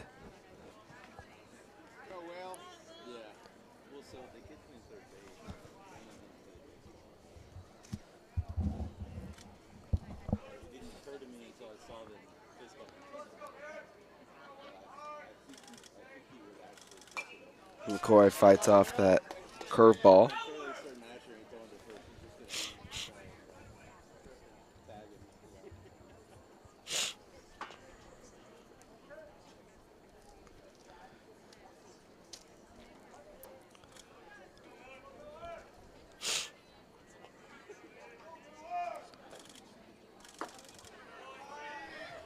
This ball two to McCoy.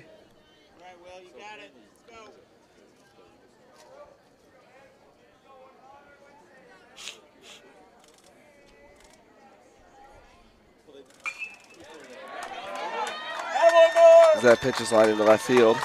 Stewart comes around third. Safe. Grady Oaf slides into third, safe. And Mo McCoy is at second with the stand-up double, while also picking up an RBI. Great swing from McCoy there to go to the opposite field.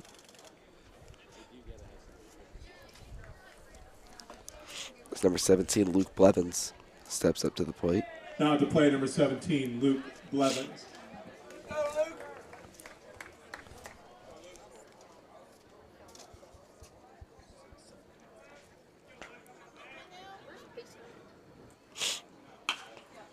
That pitch is lined back up the middle. And unable to field it at short. And Oaf and McCoy will come around to both score, as the Eagles will take the lead 4-3. Good timely hitting from the Eagles here have led to a one-run lead after the first.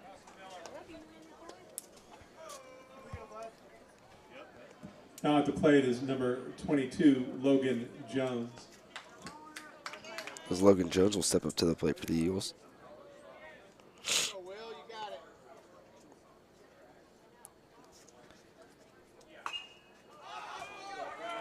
That pitch is skied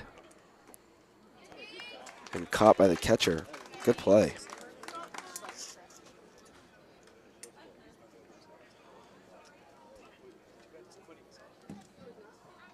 Now batting number 20, Graham Cubic. As number 20, Graham Cubic will step up to the plate.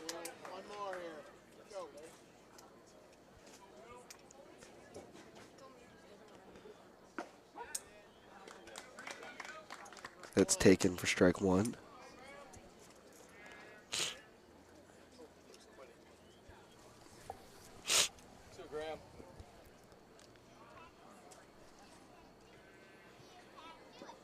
As Cubic takes ball one in the dirt.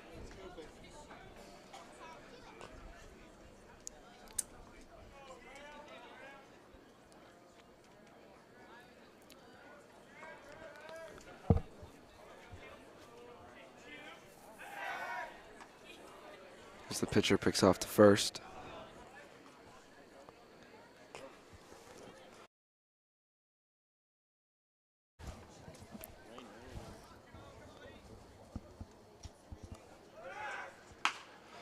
Blevins steals and a good swing by Cubic to move Blevins to third. Good swing from Kubik there. As Gage Ellison will come to the plate. Now batting number 9, Gage Ellison.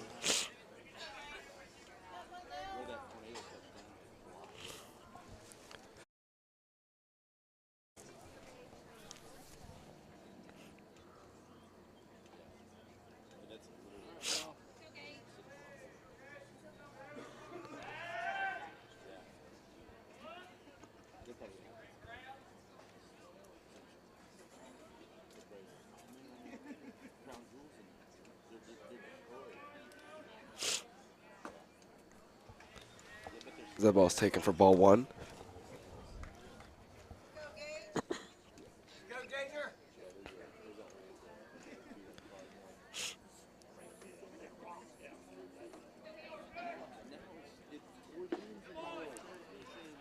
That pitch is taken for strike 2.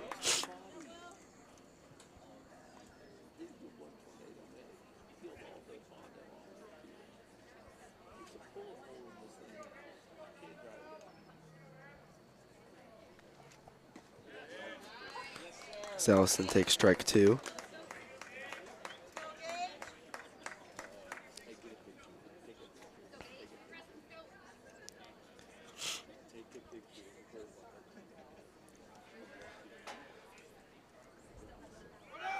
As Kubik goes, and that pitch is fouled off.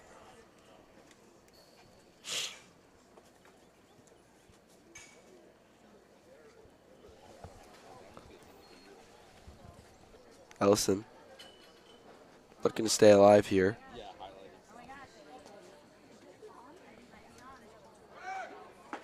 And that pitch is swung on a miss for strike 3. Eagles put up 4 to regain the lead. After As 1, the score, Nixa 4, Glendale we'll be right back 3. after this break.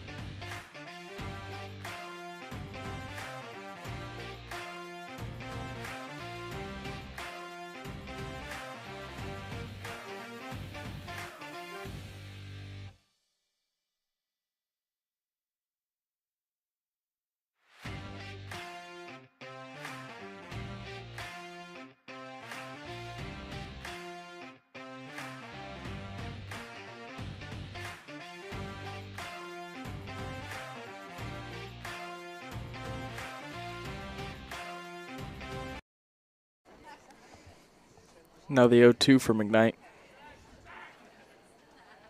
Steps off the mound. Re-get his sign real quick.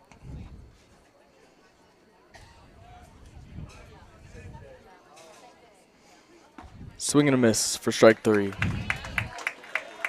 Runner on first, 1 down for McKnight. Now batting number 34, Bo West. Now up for Glendale, Bo West.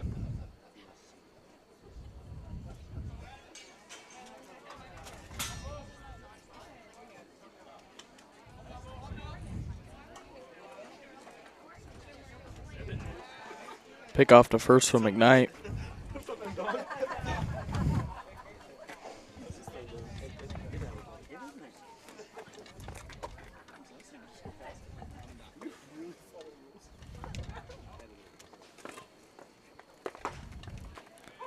Strike 1 for Adam.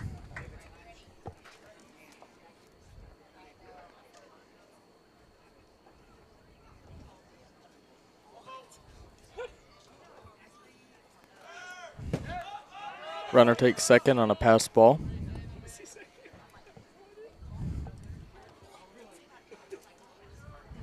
One and one for McKnight.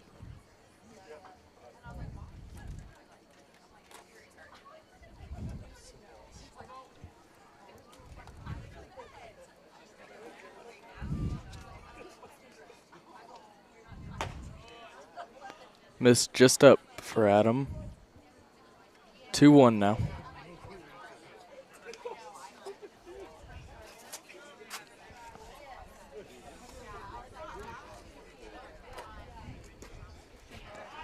It's just low, gets by the catcher.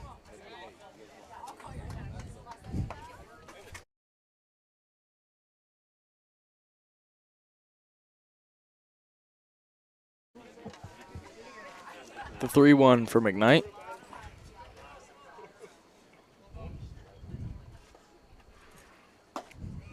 Missed just high.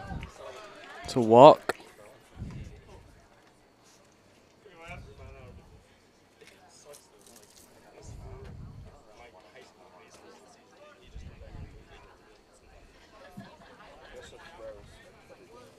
Now batting number 12, Grant Curtis. Now up for Glendale, number 12, Grant Curtis. Runner takes second on a ball up high.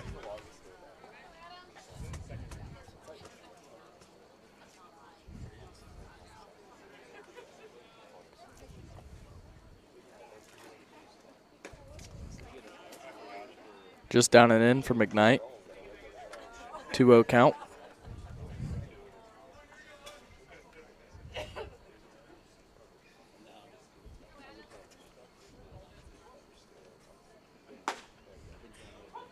Strike 1.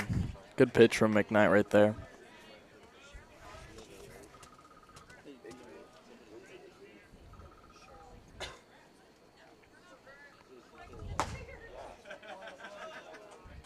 Ball 3 looked about the same spot.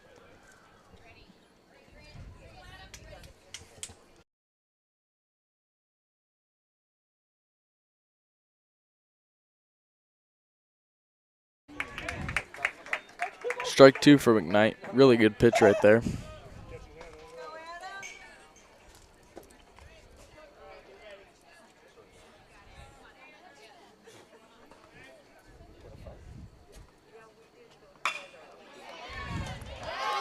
Ball hit to third, right through his legs. Runner advances to third from second. That's a single.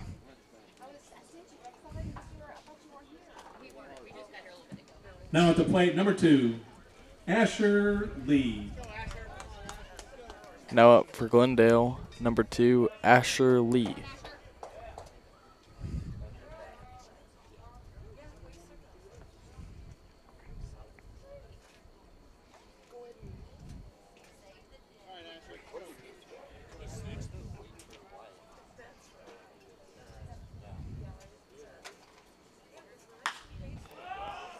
Pop up to left. Runner's tagging. Throw is offline. Runner stays at first. Glendale with a run.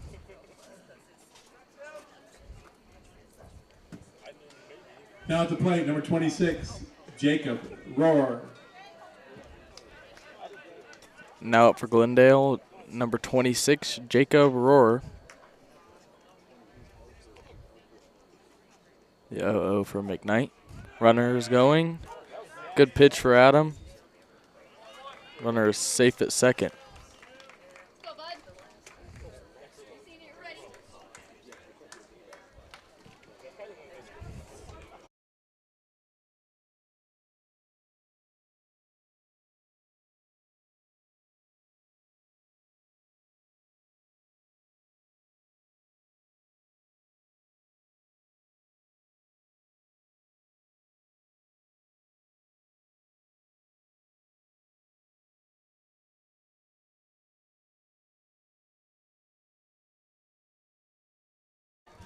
Strike 2 for McKnight.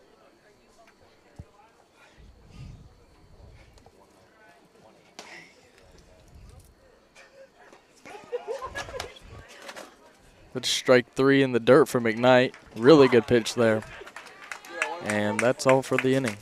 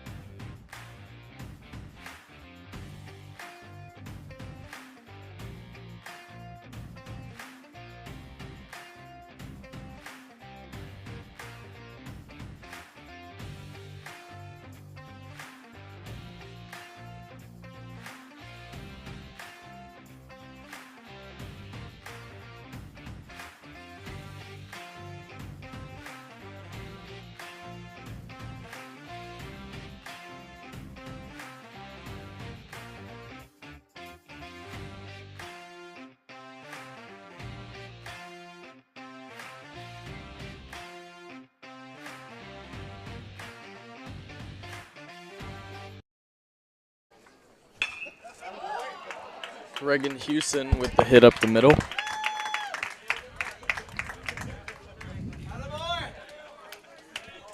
Now at the plate, number 23, Carter Mabe. Now up for the Courtesy Eagles, runner. Carter Mabe. Number 42, Kale Moore. Kale Moore courtesy runs for Reagan.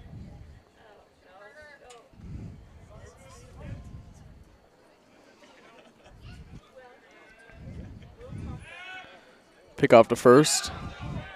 Thrown into right field. Looks like Moore's going to go to third. Never mind. He stays at second.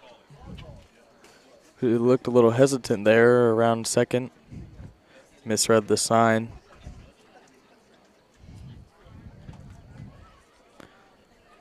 Coach York doesn't look too happy.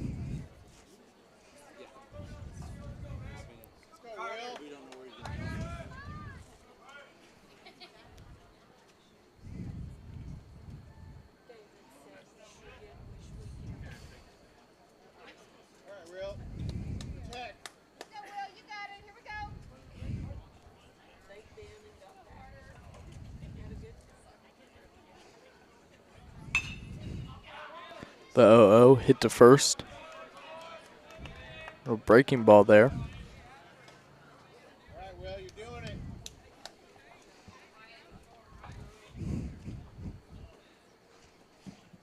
Now at the plate, number 14, Wyatt Francis.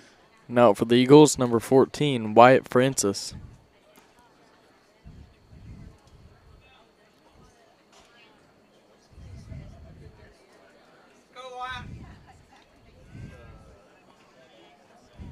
The 0-0.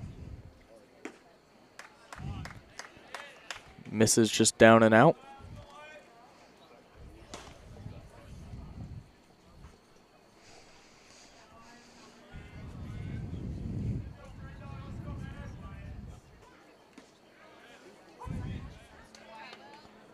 The 1-0 called strike one for Wyatt. 1-1 count.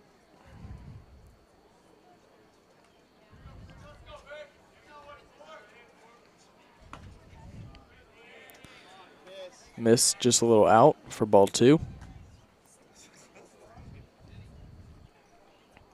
2-1's the count.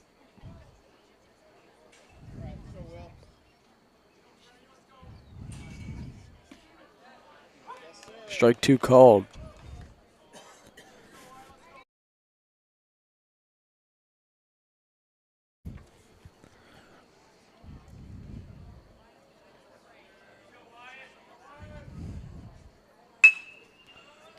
Ground ball up the middle. Shortstop bobbles it, and Wyatt is safe at first. Kale comes in to score for the Eagles.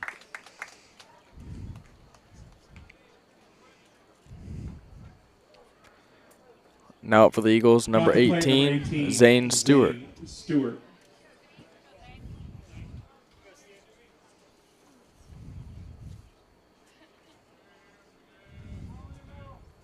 Well, let's go. Swing and miss for strike 1.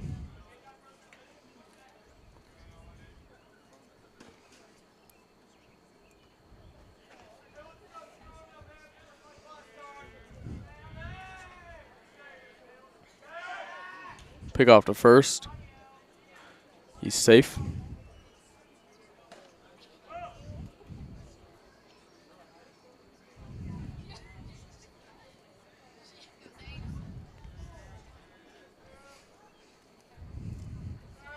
The 0-1.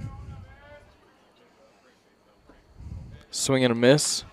Ball gets past the catcher, and Wyatt is safe at second. Stolen base on a pass ball. One more.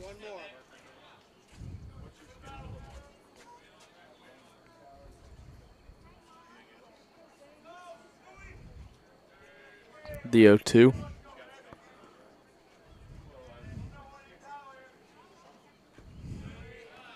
Ball in the dirt.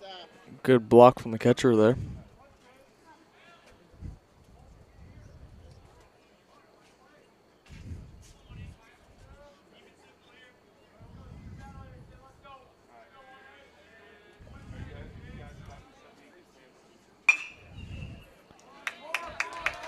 Right past the second baseman there. Play at the plate. It's going to be close. Wyatt is out at home. Really good throw from the right fielder there.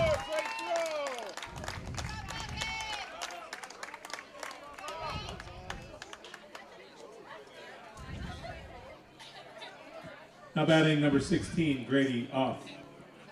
Next up for the Eagles, number 16, Grady Oaf.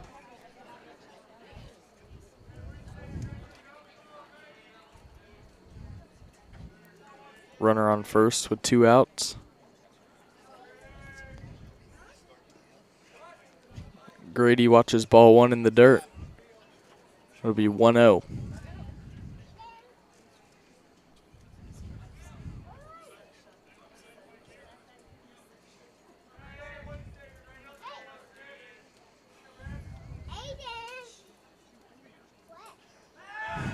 Pick off to first. Zane is safe.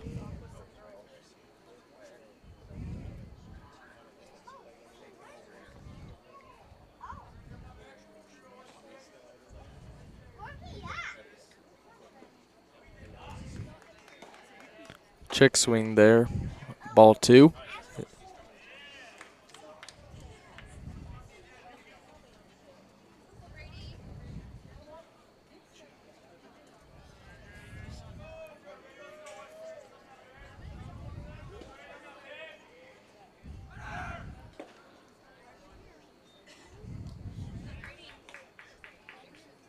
Foul tip there, caught by the catcher for strike 1. Zane steals second on the pitch.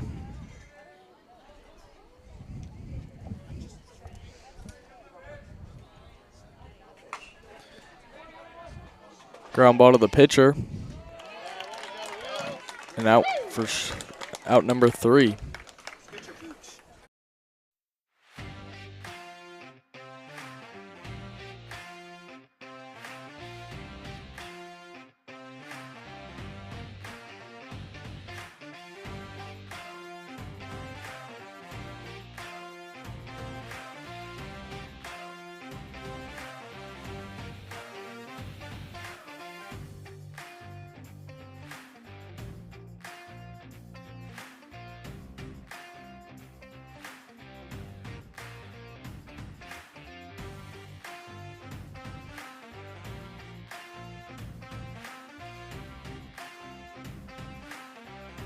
Hello.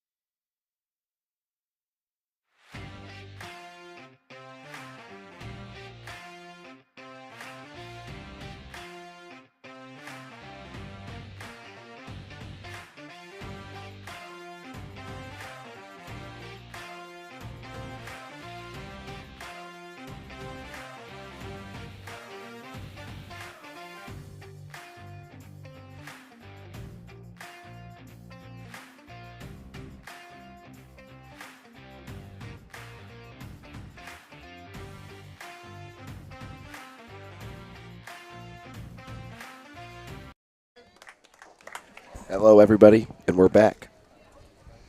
As Evan Bruder has gotten up on the mound for the Eagles.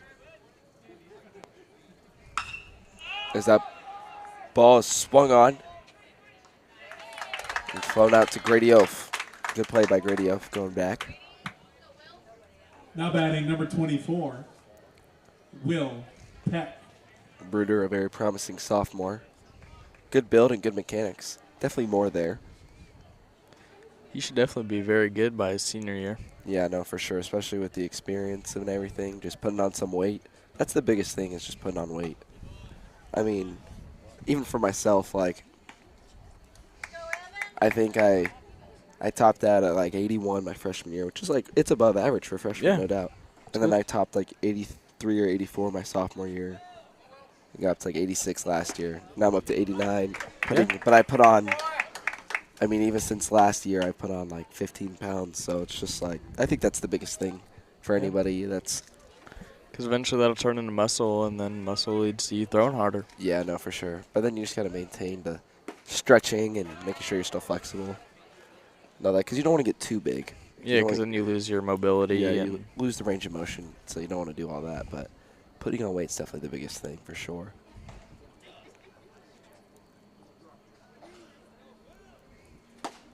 As Bruder will throw it past. Very good pitch. Strike Good two. location for strike 2. Yeah, when you throw that fastball kind of up and at the hands, it's like sometimes it feels like it's kind of rising on you. It's very hard to hit, and when you swing at it, very limited chance to make contact. As Bruder tries to go up high. Very hard pitch to hit very well. Yeah, hitting was so hard for me, I had to quit. But hey, it worked out, so I'm not too upset about it. Now you're going to college. It's true. As Bruder picks up strike 3 on that fastball high again. Bruder's very good at getting locations where guys are going to Now swing batting and number miss. 40, Abe Yeah. Deckard. Agree. He's doing a great job at sending them up.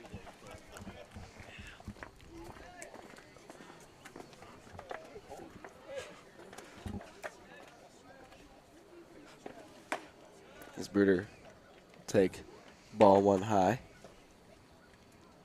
Or Bruder pitch ball 1 high.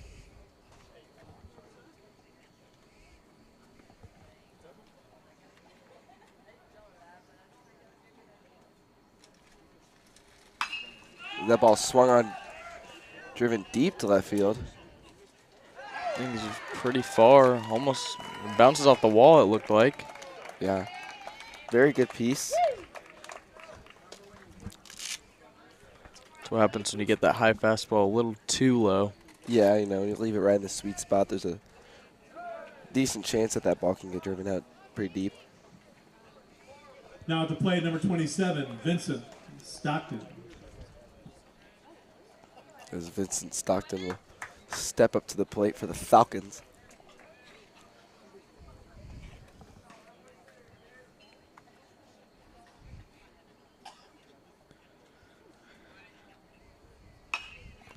That pitch is popped up. Bruder Watson, he gets it.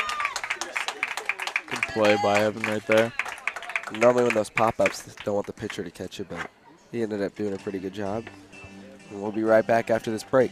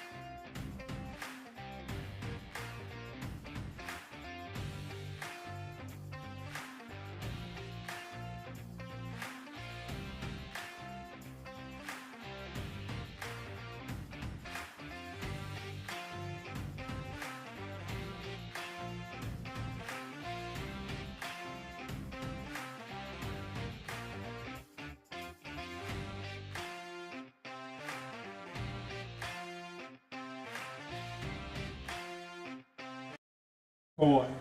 Number 19. Miller McCoy will step up to the plate. A very polished freshman. He's a really good swing. As that ball's lined at shortstop. Really good contact from McCoy there. Yeah, McCoy has a really, really good swing. I mean, he's got a couple hits off me in the indoor. So I mean, no, very, very advanced for for his age. Knows how to hit the ball the other way. Knows how to react Now to at the the plate, number 17. off speed. Luke Blevins. Overall, just a really good hitter. And I played with him for the past 2 years now, and he's very good. Yeah, no. We'll definitely be very excited for Miller McCoy's future, as Luke Blevins will step into the box now and take pitch one for a ball low.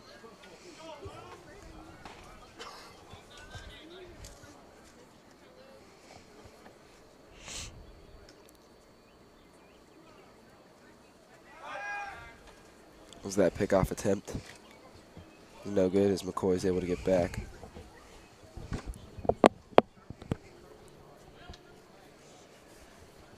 It's Blevins. Square on a butt. Fouls it off himself. Really good attempt there from Luke. Yeah, just not able to get it in the fair territory, but If he gets that down, nobody might be at third. Miller might get all the way to third. that's true. McCoy on the run there.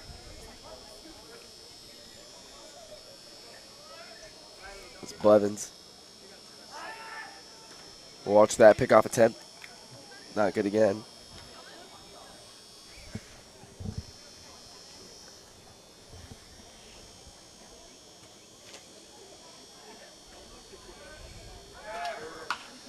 That ball swung on to left field.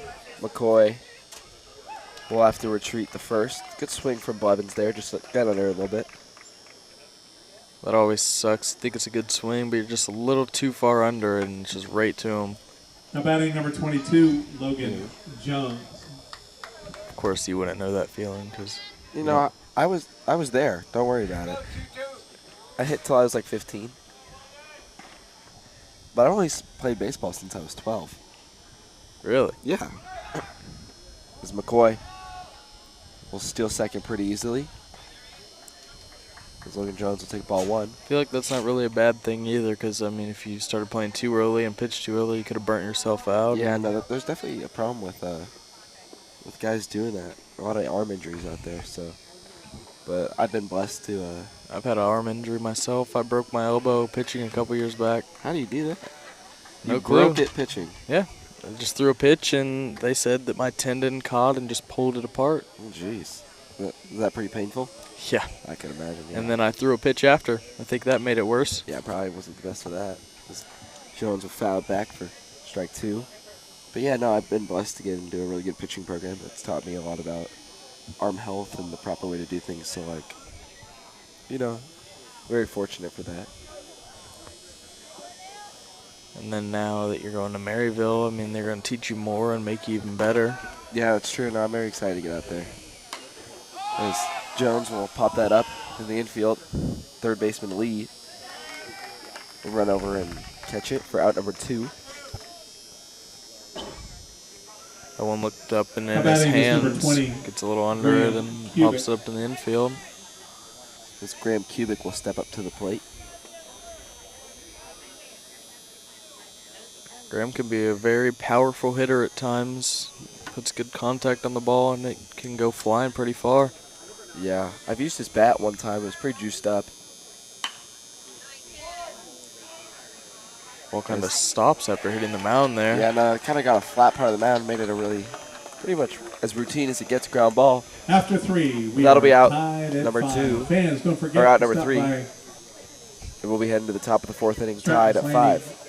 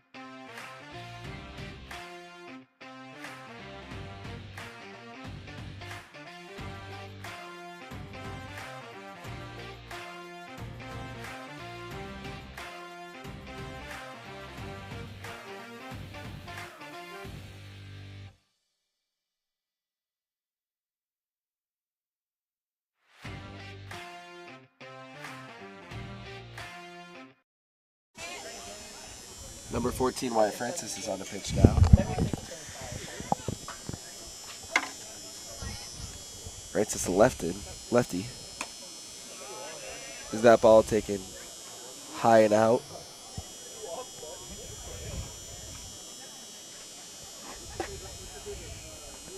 Francis finds his own there for 1-1.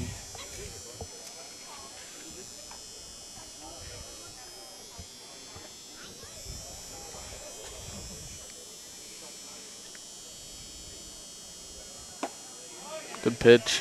High fastball for strike 2.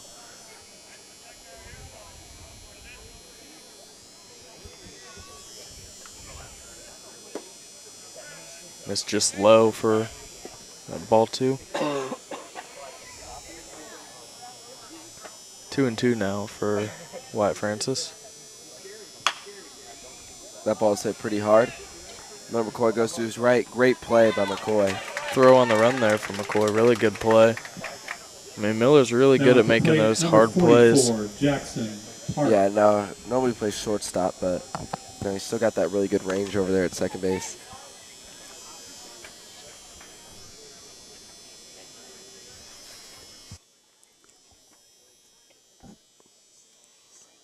As that ball is hit high over second. McCoy runs over to first base to catch that ball. McCoy cuts Graham off there.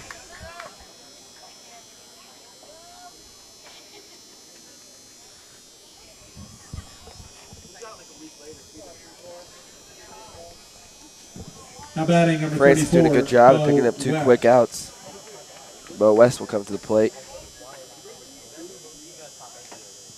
as he throws past him for strike 1.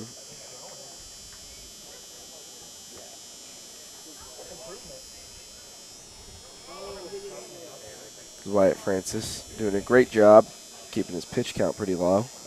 That ball's taken for ball 1 in the dirt. Well, breaking ball down in the dirt right there. If you can get that a little higher, it might be a swing and miss pitch. Yeah, no, just dropped a little too down low, but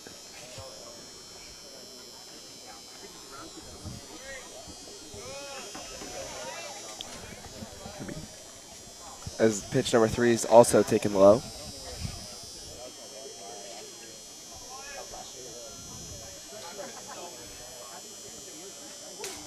Way over the catcher's head there. Bounces off the net and back into play. Francis finds himself in a 3-1 count.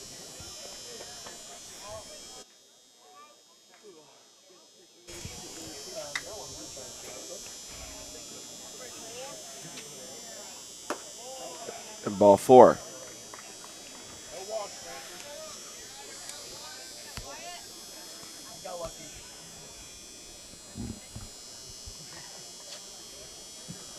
Now batting number 12, Grant Curtis. Number 12, Grant Curtis, will come back up to the plate.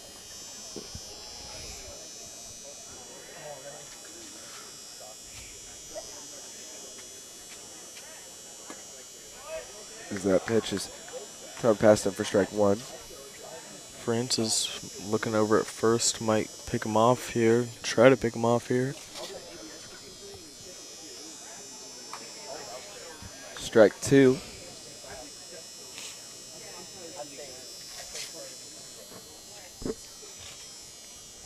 Oh, 2 now. Dowdy will pick off here. Yeah, I'd probably just go look for that last and third out. Runner takes off. No throw attempt from Houston.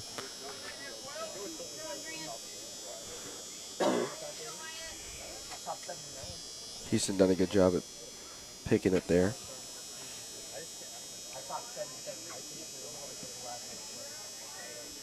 Takes a few looks back a second. So that pitch is taken for ball 2.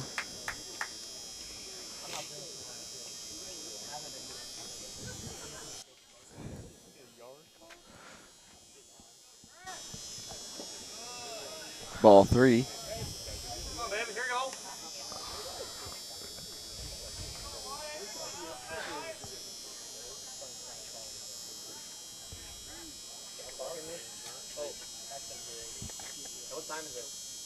Payoff pitch. Strike three. Taken for strike 3. Way to battle back there and get that third strike. And we'll be right back with you after this break.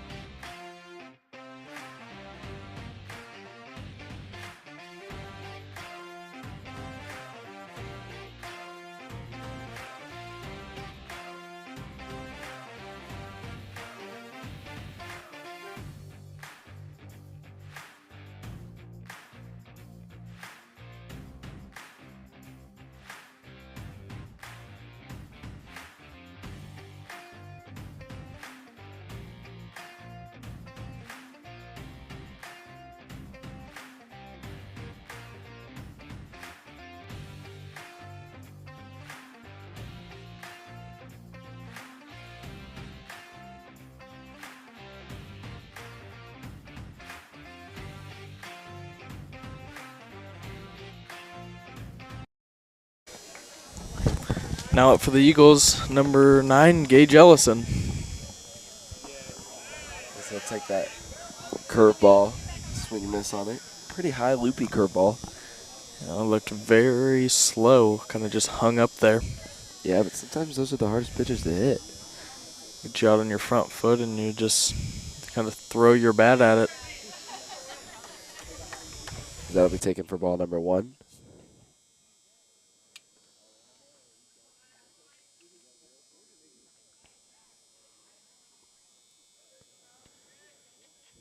This is that third pitch. We take it inside. Good take there.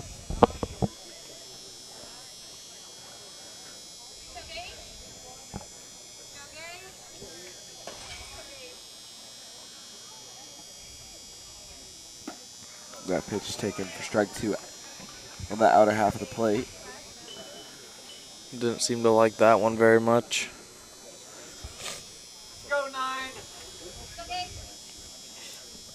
Hoping to get another pitch that he can just hit the crap out of. Pops that one straight back.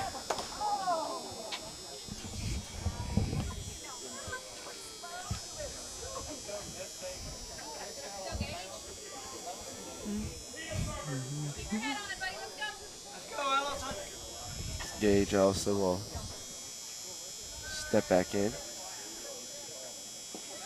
Take ball 3 low.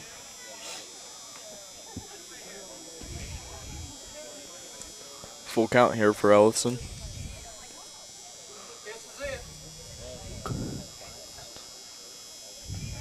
Payoff pitch. Swung on, chopped it short. It's like a golf swing. That thing looked like it was going to be in the dirt if you didn't swing at it.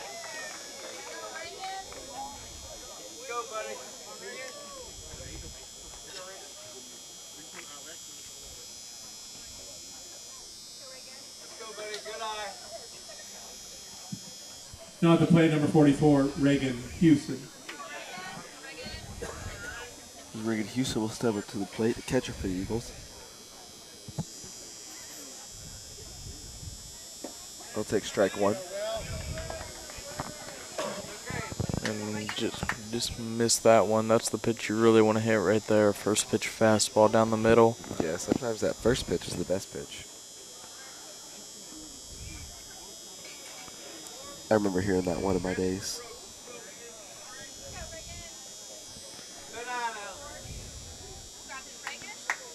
Now you're the one trying to stop that first pitch from being the best pitch. That's true. Curveball there, just missed outside it looked like. That one was close. Probably could have been called a strike.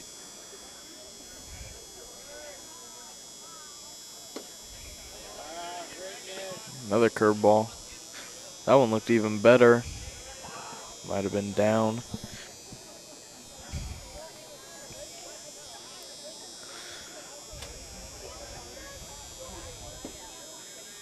It's ball 4 for Houston.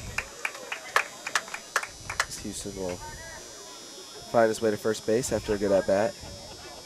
Now to play number 23, Carter Mabe. Pinch runner for Courtesy Houston. runner number 42, Cale Moore. Cale Moore running for Reagan.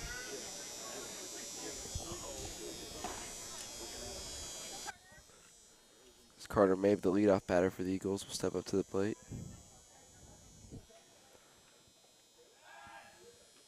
Picked off over there. No good.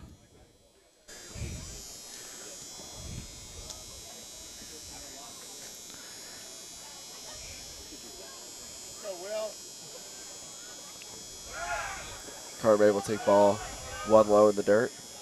Kilmore will advance standing up. And a ball in the gap here. Score Cale. Cale's a very fast kid. With 1 out, Carter Mabe will look to advance in here.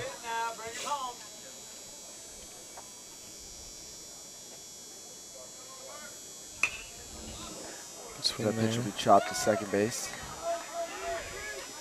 Play at third, and he's safe. Almost slid over the bag right there. Barely holding on.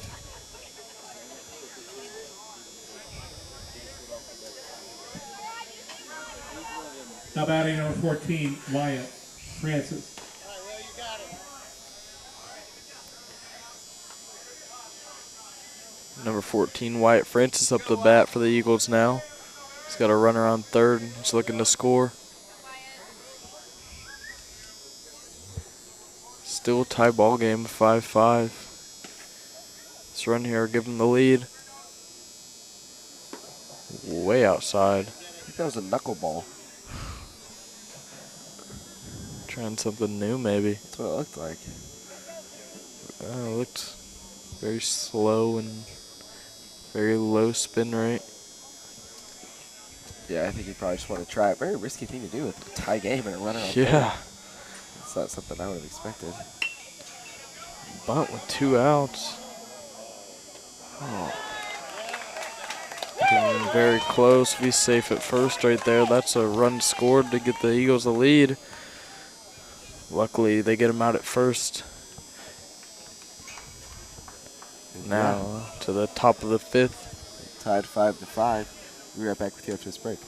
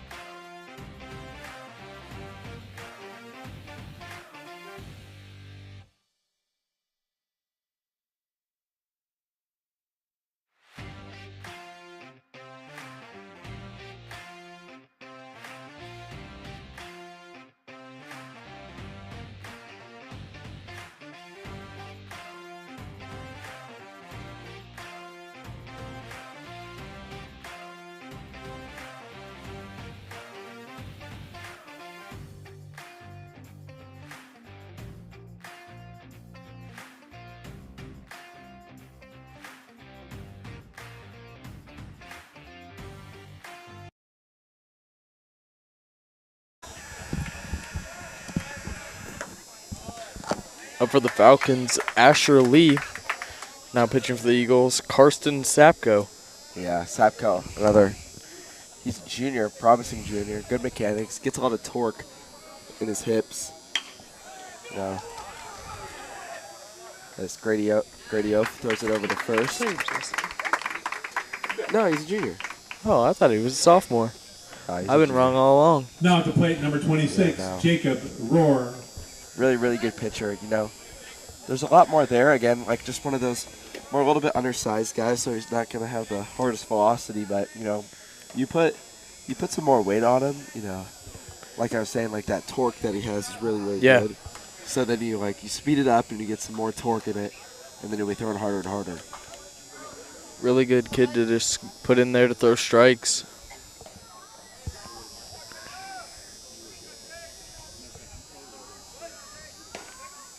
As that pitch is taken for strike one.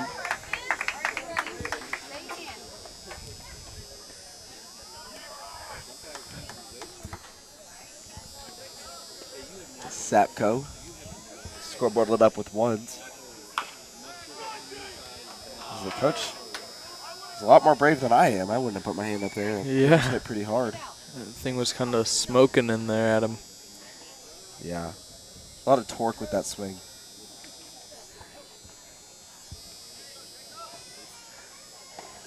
That's why I hit it so hard. A lot of force. That's a good looking curveball. Great take.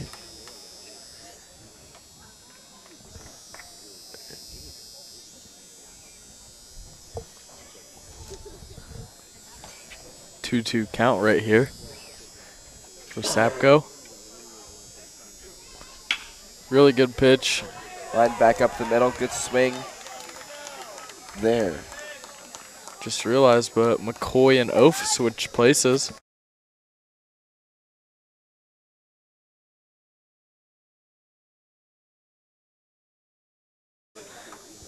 I notice you keep saying torque here. What do you mean by that? Just a lot of power, you're I don't know why Coach Hughes put me on the spot here, but you know what I mean? Like a lot of force that you're generating, by rotating. So that's why I just think that having some torque in baseball is just a very important thing, Just got you got to generate a lot of power. Like Sapko's hat falling off his head, he's generating a lot of power there. Keeps flying off.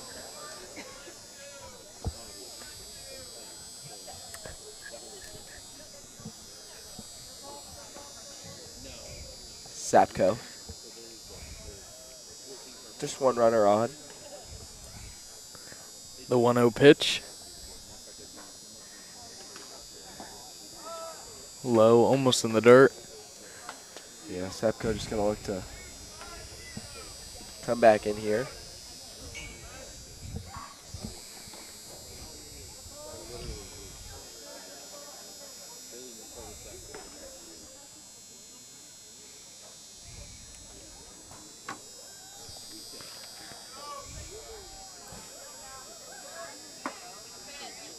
Sapko fires in a strike there. Runner's getting a very big lead there at first. Yeah, if I'm the catcher personally, just from my catcher days, probably shoot him out there. I used to catch. Really? I did. I caught for a year and a half. I want to see that. I was pretty solid by the takes plate. off. Had like a 1-4 pop time. 1-4 pop time, like 93 catcher velo. Yeah. Ooh, dang. Yeah. That's harder than you throw off the mound. All right. I created so much torque, that I had to. Saw that whip. I had to give it up. It's hurting my back too much. Just carrying the team. Is that why it was hurting your back? No, just with all the with how hard I was throwing it from the catcher position, that it just hurt so bad. All that torque on your elbow must have been hurting. No, I mean it was mostly just my back, you know what I mean. But yeah.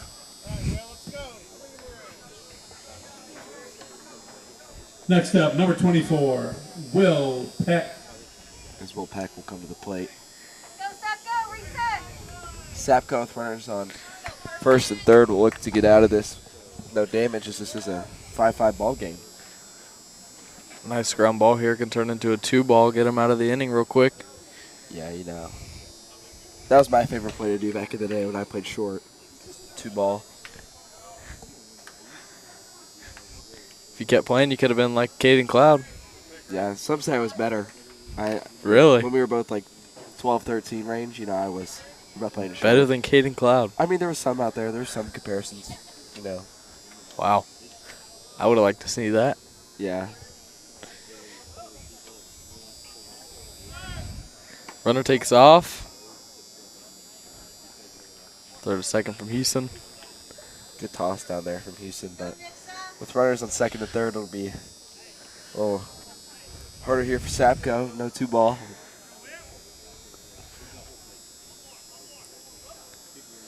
Two-0. That pitch is Popped foul. Could be a play. just off the glove of Grady Oaf. He knows he should have had that one, but, you know. Really good effort there, running all the way across the diamond to try to make that play. Yeah, that would have been a really, really good catch. And possibly good. I mean, it wasn't that far away from home. Could have had a chance at the plate. Yeah. Stop real quick, make that throw to home, and it could be a double play. Yeah, you know. Like I said, the 2-ball. The 2-ball's where it at. Sapco. Fouled off. Back in the zone. It's a swing and a foul back. What bat do you swing? The Louisville Slugger Atlas. Yeah, see, I don't even know what that is. I don't know what that is. I stopped paying attention after Voodoo, and then they made another one, and that was like the end of my career. End of your career? Yeah. And hitting? No, yeah, and hitting. Yeah. But when I hit, I used like a 37-inch just wood bat I cut down from a tree, you know, like with an axe. And I made it myself. Carved it all yourself, yeah. And 37-inch +5. +5. Yeah. Wow. Sapco will walk. That's a 42-ounce bat right there. Yeah, you know. Now batting, number 40, Abe Decker. From cutting the wood down from the trees, like. Getting really strong. Yeah, I got strong. I was able to swing a bat that size. Is that why you throw like 99 now? I wish, you know. The axe cutting and the tree cutting doesn't really, you know, that just translates to hitting. Yeah.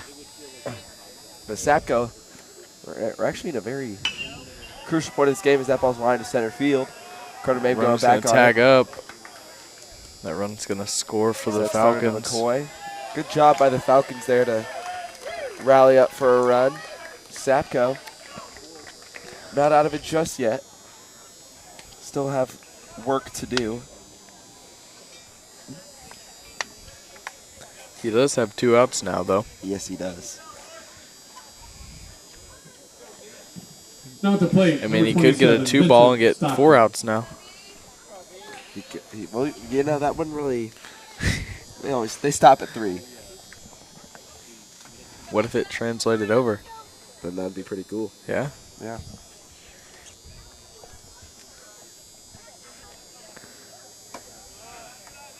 Ball just missed up. Ooh. It's a nice day out. Very nice day. No clouds. Not too hot, not too cold. Yeah. That perfect temp. And the Eagles got the win. We did. That's always good. Right. Don't know what that was.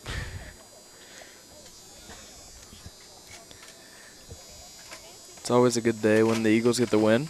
Yeah, it is. Especially against Glendale, you know.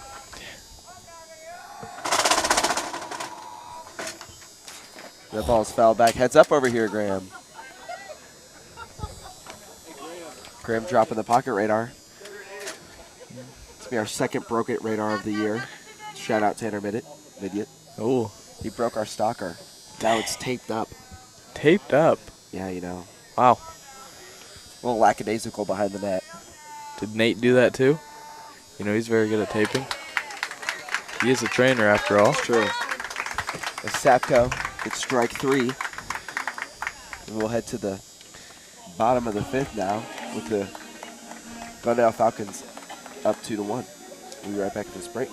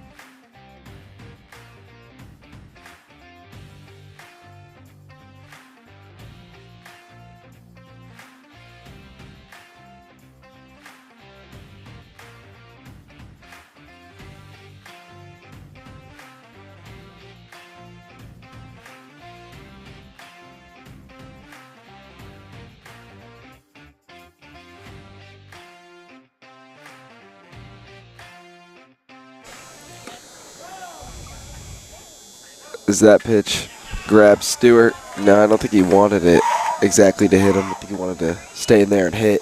Yeah, kind of seemed like it. Tried to act like it didn't hit him.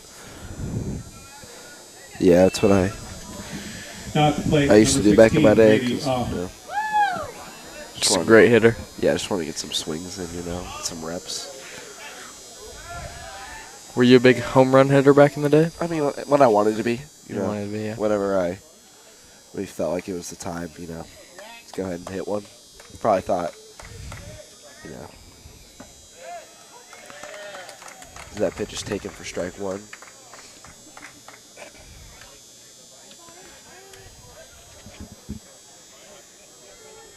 Grady Oath.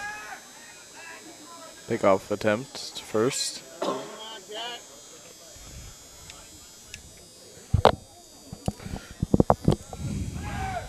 The pitch swung on and fouled off for strike two.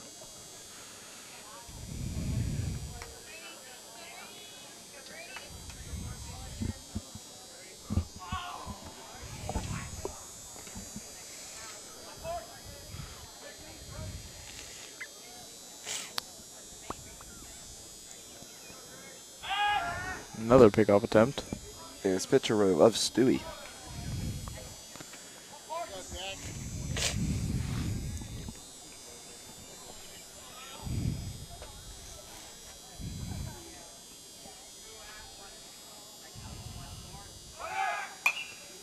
He has a very fast windup. Yeah, he does. That pitch is fouled off to the right side. It's kind of just gets back and it's just like almost there. It's very fast. Probably very hard to adjust to as a hitter. Bounces off the catcher's glove and Stewart will advance.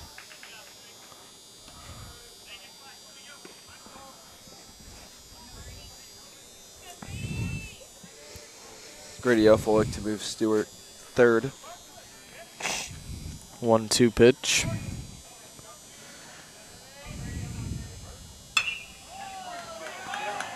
One's poked into center field. Stewart will try to advance to third. Throw, play. He's safe at third. This Grady Oath has a great swing to center. Very good swing there. Way to just put the ball in play and advance your runner. Now he's 90 feet from tying up the ball game. Miller McCoy. Glendale calls a timeout. They're going to go out for a meeting at the mound. We'll be right back with you after this break.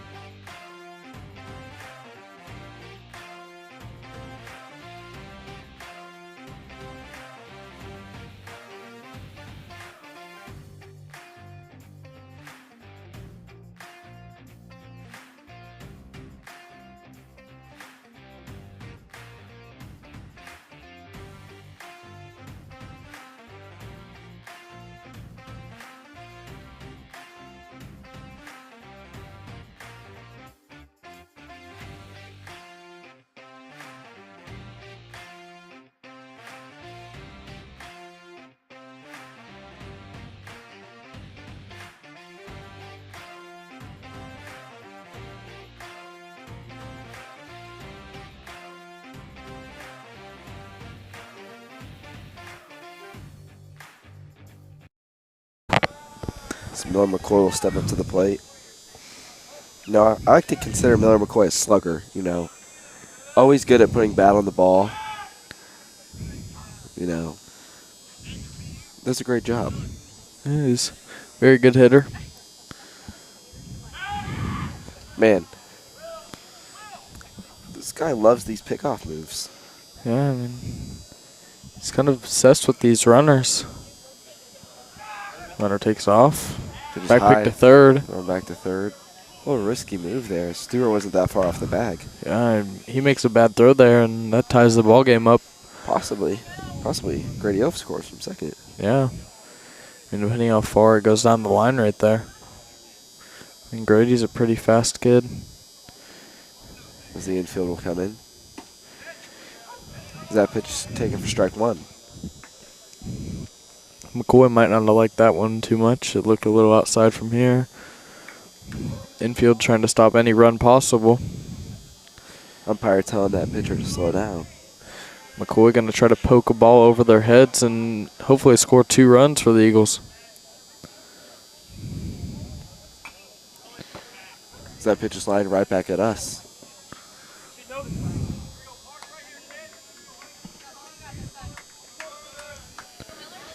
McCoy with 1-2 count will just look to put a ball in play and do a job. He's trying to be a slugger right here. Try to get him hit. So that pitch is taken low and outside. Almost hitting those turf mites down there. At least there's no worms. It's true. They don't need helmets out here. Turf mites do.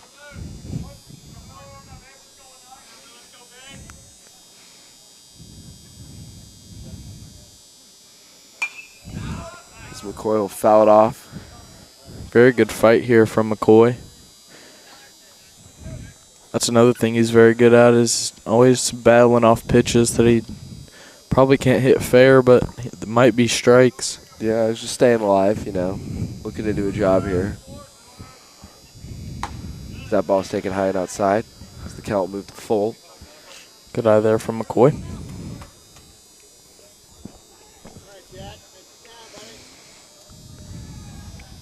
Full count here. And he gets McCoy swinging.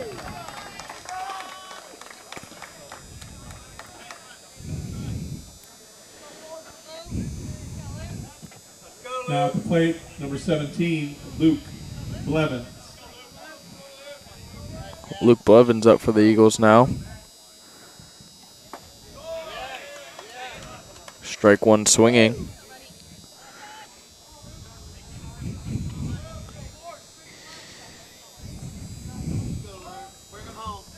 I mean, if Luke puts a really good barrel on the ball, you can call him quite of a slugger sometimes. I mean, it's true.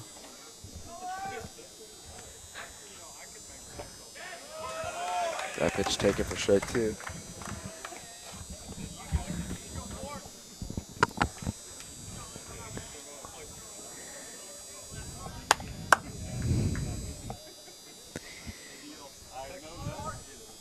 Oh, 2 count.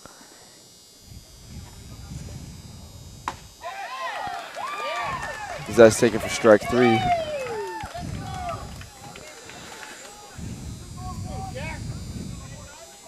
I mean, those are pitches that you probably just don't want to watch. You gotta at least try to battle it off and especially with 2 strikes. Keep yourself alive.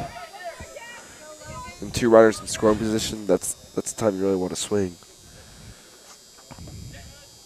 I mean, you know that as a pitcher, you're trying to keep those guys from swinging. Yeah, no, I'll take that all day. Yeah. I mean, that's a dream. I mean, 3-pitch strikeout. I mean, you probably love those. Yeah, Keeps your pitch count low. With having runners in scoring position, less than 2 outs, you know, that biggest thing is just trying to get to 2 outs without having anybody score. Because then you know, you got the force outs and the, you know, anything can happen from there. But yeah, it's pretty hard to get out of anything with runners in scoring position with less than 2 outs, you know.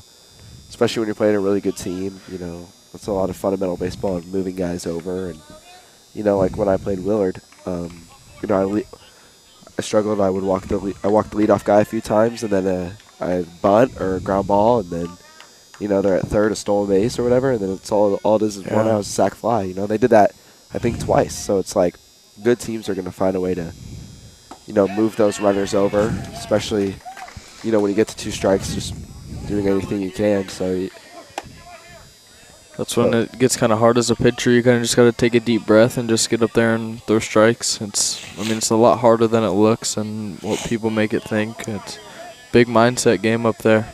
Yeah, no, for sure.